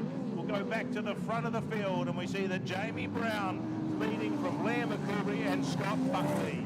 Well, the Nelsonian will be trying to take the trail away from the Cantabrian as he leads down the back straight from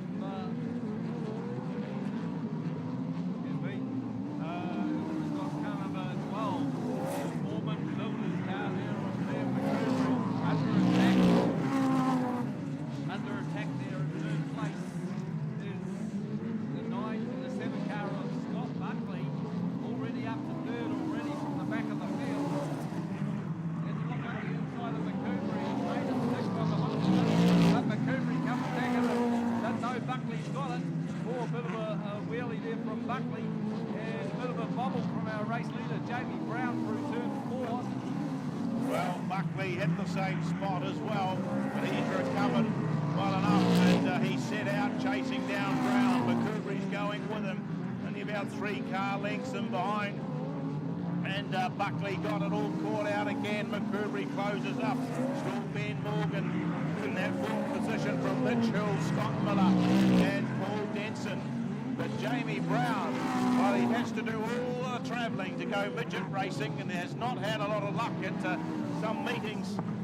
He's certainly setting the pace here. He's the man to catch. Still anyone's position, that 2nd spot. Scott Buckley's managed to hang on to it now from Liam McCoubrey as we click off another lap to Brown, Buckley, McCoubrey, Morgan, Hill, Miller and Denson. Well, movement since the S is going to come into play here. And Scott Buckley, he's that car tied down and attack. Jamie Brown closed that distance back. I think he's joined it marginally at the moment, but will he run out of laps or not? Or will we have a yellow and completely change the complexion of the race once again? About to put a lap on the Denko there on Paul Denson. As our race leader, Jamie Brown, losing a lot of time. Well, he comes round our pit turn, heads into the sun. Certainly Buckley's closed up a little bit. He's got to try and get round Denson, which he does do. And now he can sit out after Brown with no one in between them. So Liam McCoubrey in that 3rd position from the 45 of Ben Morgan. At the Springton Hotel, Doyleson Engineering, Barry Butterworth Memorial starting to get down into the final stages. But Buckley working very, very hard and slowly but surely just closing in on Jamie Brown. Well, yes, and we've got another lap marker to negotiate because that's Scott Miller in the V4. Midget might be a problem out there with the sun at the moment too, so that's going to make things a wee bit interesting on stage. And here we go, Buckley right on the handle of the copy-art car. Oh, he looks for a line down the inside, but Brown's got the momentum at the moment. The white flag is going to come out, just a couple of laps to go. And certainly Jamie Brown under some pressure from Buckley as they pick up the white flag into the Dunsandel turn. Buckley's gone high, Brown down low, momentum chase down the Cochrane's back straight. And it's Travis Buckley who puts himself in front. And he'll take out the Barry Butterworth win from 57. 12, Liam McCurry comes in that third spot, just holding out the 45 of Ben Morgan. And then The 9 car of Mitch Hill, and Scott Miller in the 5. the 10 of Denson. Yep. So, yeah, well done. Well done to them as they go through. Travis Buckley's, well, it looks like I'm on the move, am I? I'll Looks just like you're going for an interview. go shoot down there. You know you want to. They weren't doing it originally, but well, he's coming.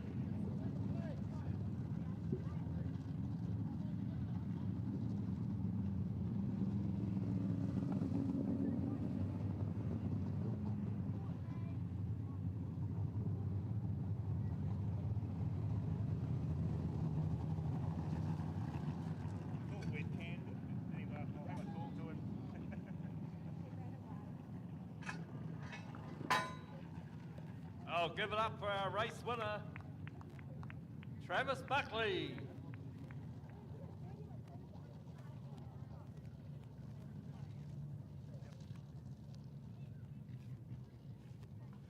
Well, Travis, well done with that.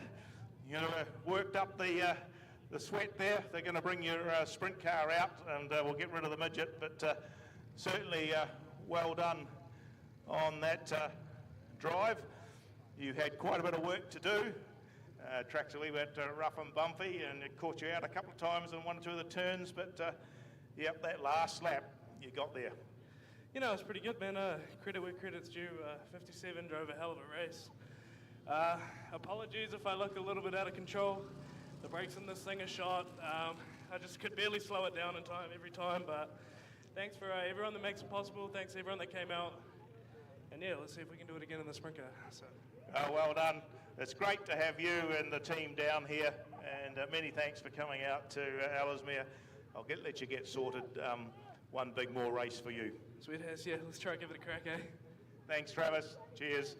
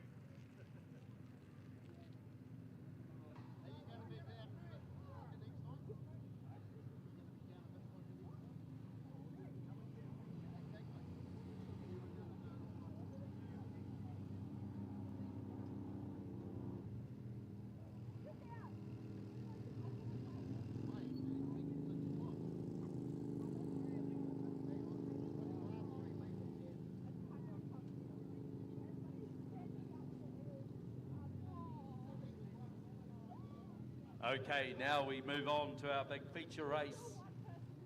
Of course, proudly sponsored by Springston Hotel and Dawston Engineering Works.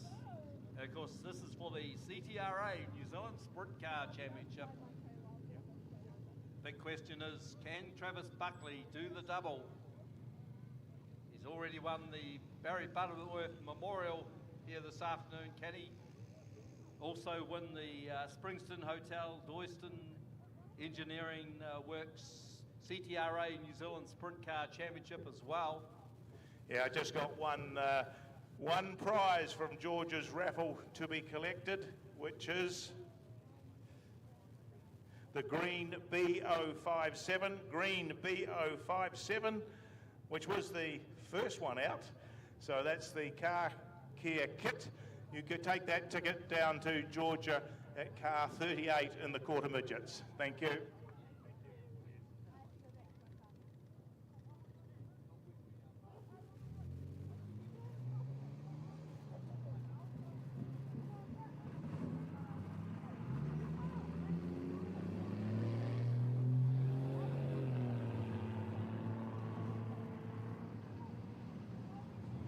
I got a big welcome today. We've just been advised that Moana from Whangarei from another CTRA tracker is down here at Ellesemere watching today.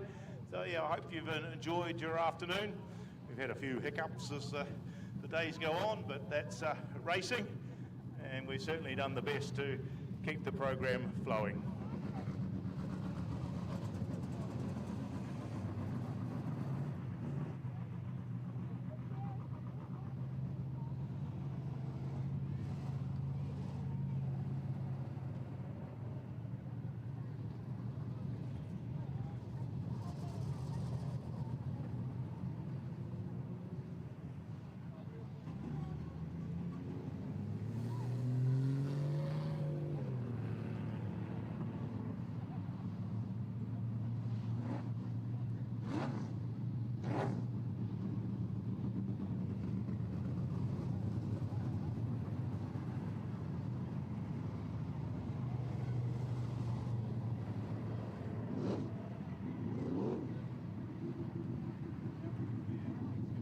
Aggregate Limited. They are suppliers of all sorts of materials, crusher dust, chip, filter sand, drainage boulders, anything you need.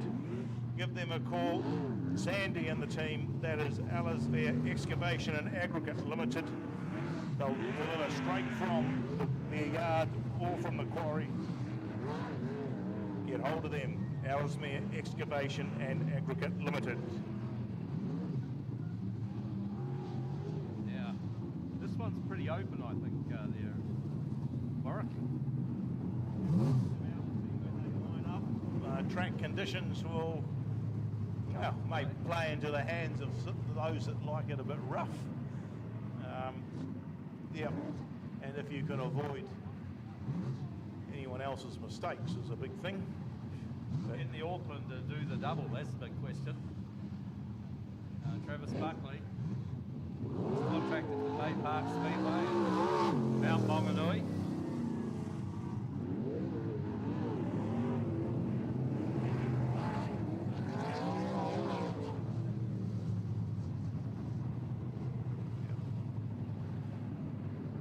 Yeah, so 95, Caleb Bourne and the Arbortech car comes through. 99, Springston Hotel and the Ellesemere Kennett's Tint Shop, all those other wonderful supporters that have stuck with Dave for so many years.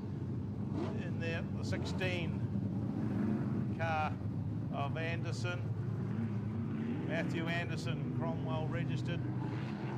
57, Chris Jewett, having finally, after a lot of trouble, got his car going to have a bit of a run. And the 49 of Bailey Clive making a similar debut run in the sprint car. Steve Duff Jr. and the W. Neal truck wash car in the field as well. And of course the Buckley Systems number 7 of Travis Buckley that just gets pushed underway to line up for this. This is the New Zealand CTRA Sprint Car Championship, jointly sponsored by Springston Hotel and Doyleston Engineering Works. And we'll just pick them up as they come round, as they start to grid up. A little hard for us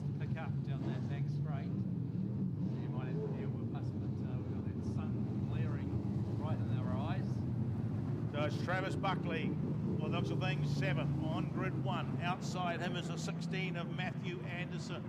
Second row, down on grid 3 is the 15 of Steve Duff Jr. And outside him, the 99 of Dave Kerr. Third row back, we've got the 49 of Bailey Clive and 95 of Caleb Bourne. And then at the tail of the field is the 57 of Chris Jemmett.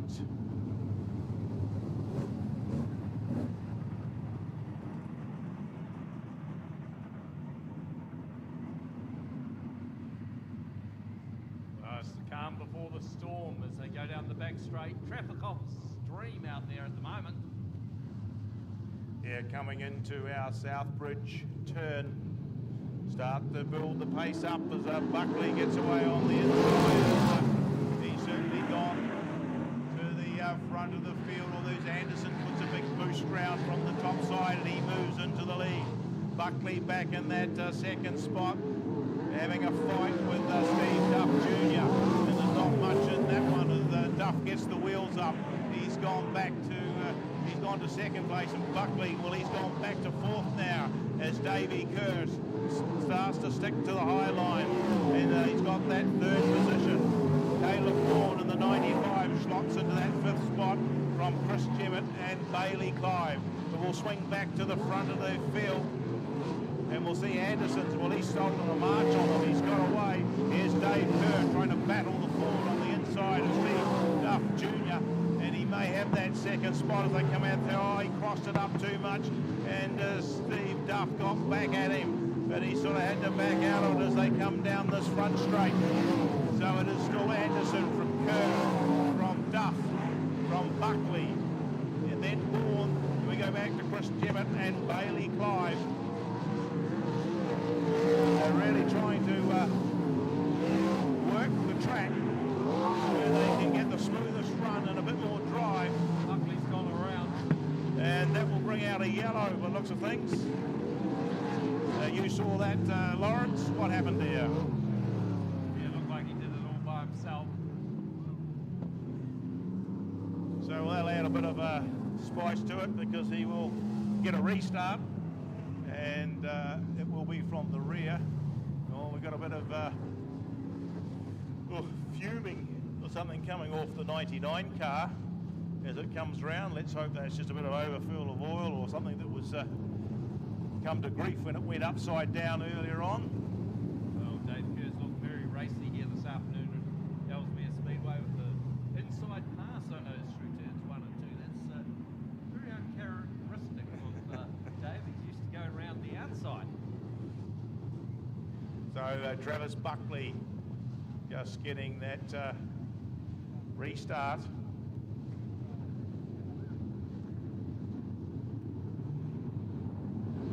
Tell you what, Matt Anderson is very good on the slick track. And it's more of a rutting track out there. With a slick patch down low, particularly down the Southbridge end.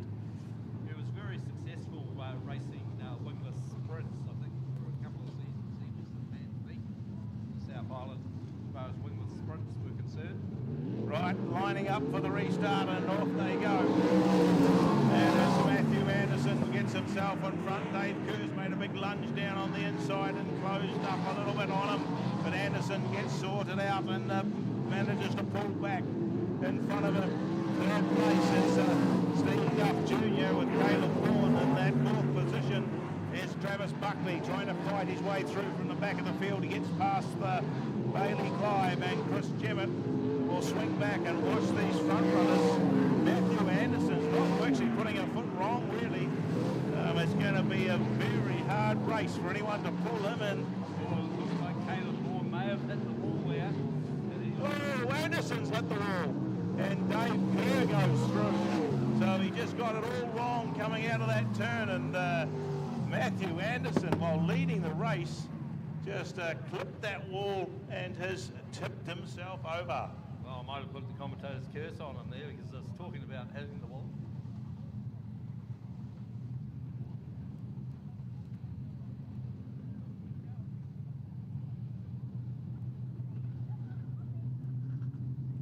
Well, this race is going to turn into a real dogfight between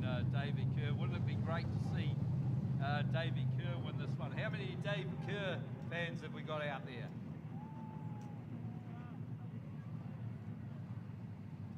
Steve Duff Jr., I'm sure he's got a few fans too. Yeah, well, both of them will sort of haven't had too much luck, so to round out their season will be quite good for them, but don't count it out yet because Travis Buckley started from the back and he's got himself up to third now with Anderson's little incident. Well, we haven't talked too much about our other competitors out there. Of course, Bailey Clive at the tail of the field just behind Chris Gemmett. Of course, these two out of the Wingless sprints. As you mentioned before, of course, Bailey Clive is the next stock car driver as well. Yep, and about 14 laps to go. So, yep, we'll see how we get on. I don't think you could write it in yet. Just looking at Matthew Anderson being hooked up on the truck, so that would indicate his race is done. Well, that's unfortunate because he's been the pretty well much to the pointy end of the field, first to the fourth in the heats.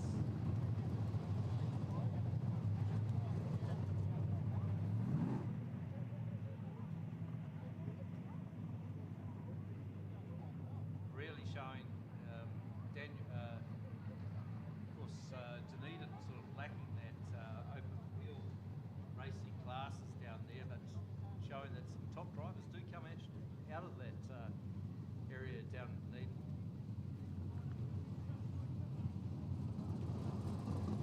Well, I'm sure he'll be a very, very disappointed in Matt Anderson there as he walks off the track. Give him a bit of a round of applause. Not a lot of consolation for him, but yeah, thanks very much. He certainly was the man to beat in that one until something went wrong.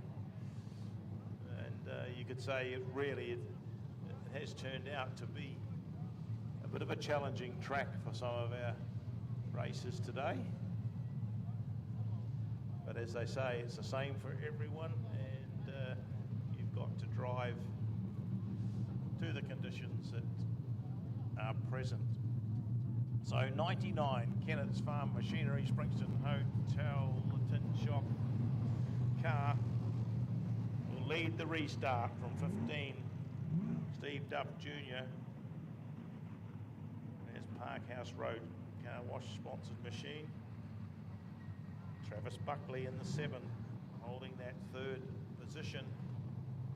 I don't think there'd be any more popular winner if David Kerr can win this CTRA title here this afternoon. Of course, brought to you by Springston Hotel and Dawson Engineering Works.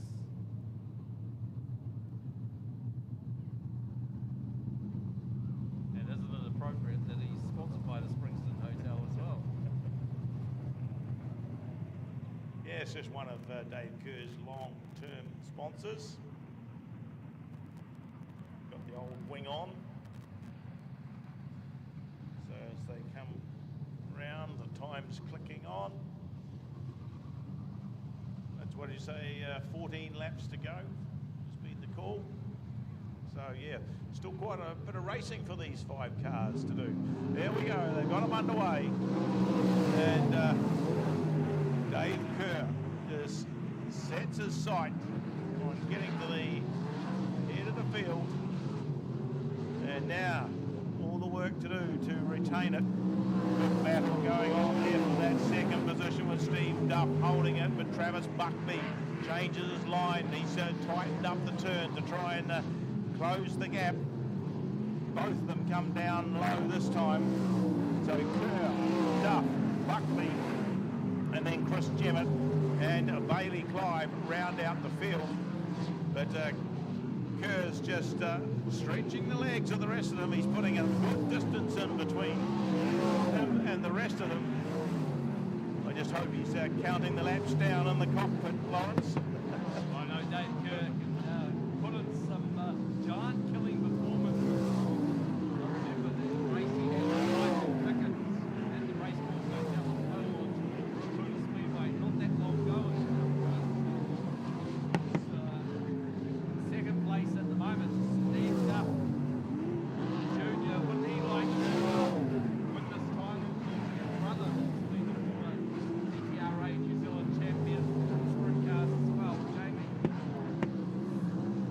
Davey Kerr clicks off another lap. Steve Duff does the same in the Concut machine. There's Travis Buckley. Just can't reel Duff in. Or none of them seem to be able to reel each other in at this stage. Maybe the problem will be when Dave Kerr catches up to Bailey Clive and Chris Jemmett. Whether that becomes a game changer or not, we'll just have to see how he managed to get round them. Although he seemed to have settled himself into a reasonable high line there, Lawrence. Well, he's not backing off. I think the biggest danger to Dave Kerr is Dave Kerr himself. As long as he can get round that 20-lap mark, I think he'll be fine. But he's certainly pushing it. And he's not that good. No, he's not. We just see a little puff every now and then of a bit of fumes coming off that car. But he's certainly just playing it a little bit safer at this stage, and he closes up on these two, but still got a comfortable lead over second place of Steve Duff. Now he's going around the top side of Bailey Clive. Oh, he hit a hole there. He had to recover that one. And you're saying he's taking it safe? But certainly Steve Duff Jr. is trying to close that gap back.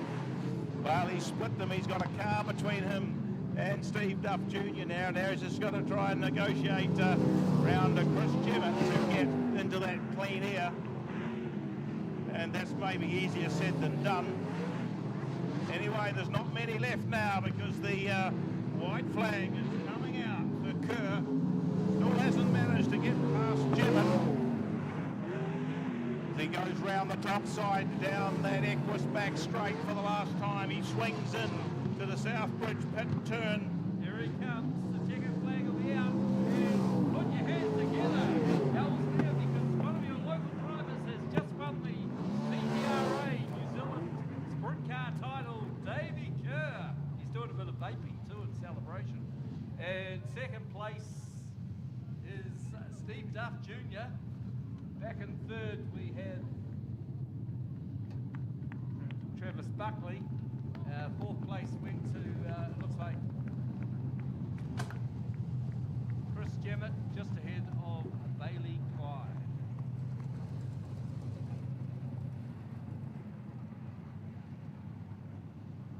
And we'll send Warwick down to interview our first three place getters at the Springston Hotel and Dawston Engineering Works CTRA New Zealand Sprint Car Championship.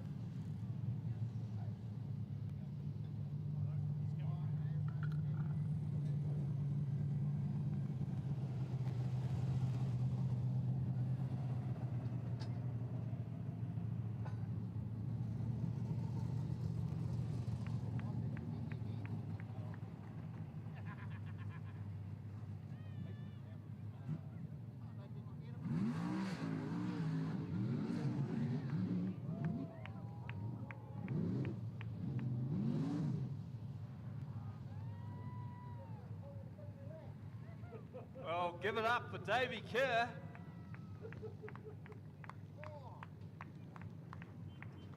And there's a popular winner if ever we had one.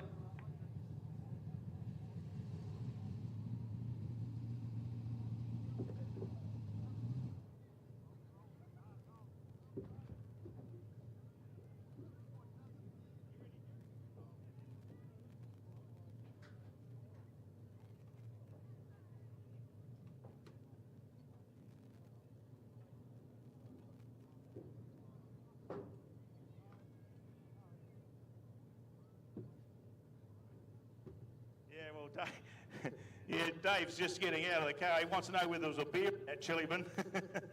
He's done a bit of hard work getting the helmet off. It's all this safety gear. I'll tell you that, Dave, got his gold. Certainly had a bit of a hard day.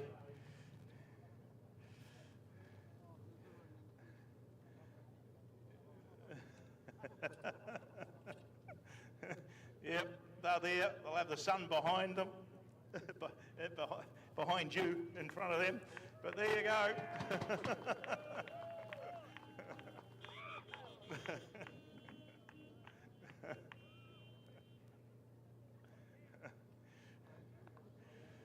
Oh, well, Dave, I'll just come up here to the front a wee bit. You grab the flag. You deserve that. Bit of a tough start to the day there, my friend. Yeah, it was a bit rough, wasn't it? So would you have to go and get the old wing? No, I was in the trailer. Dragging it around for years. Oh, well, you certainly got the old Ford going. You just got a little bit of an oil leak there. Did you notice that at all? Bit of fuming coming off it, but nothing too much to worry about. Yeah, nothing to worry about. It's only oil. Well, you'll certainly be pretty happy with that.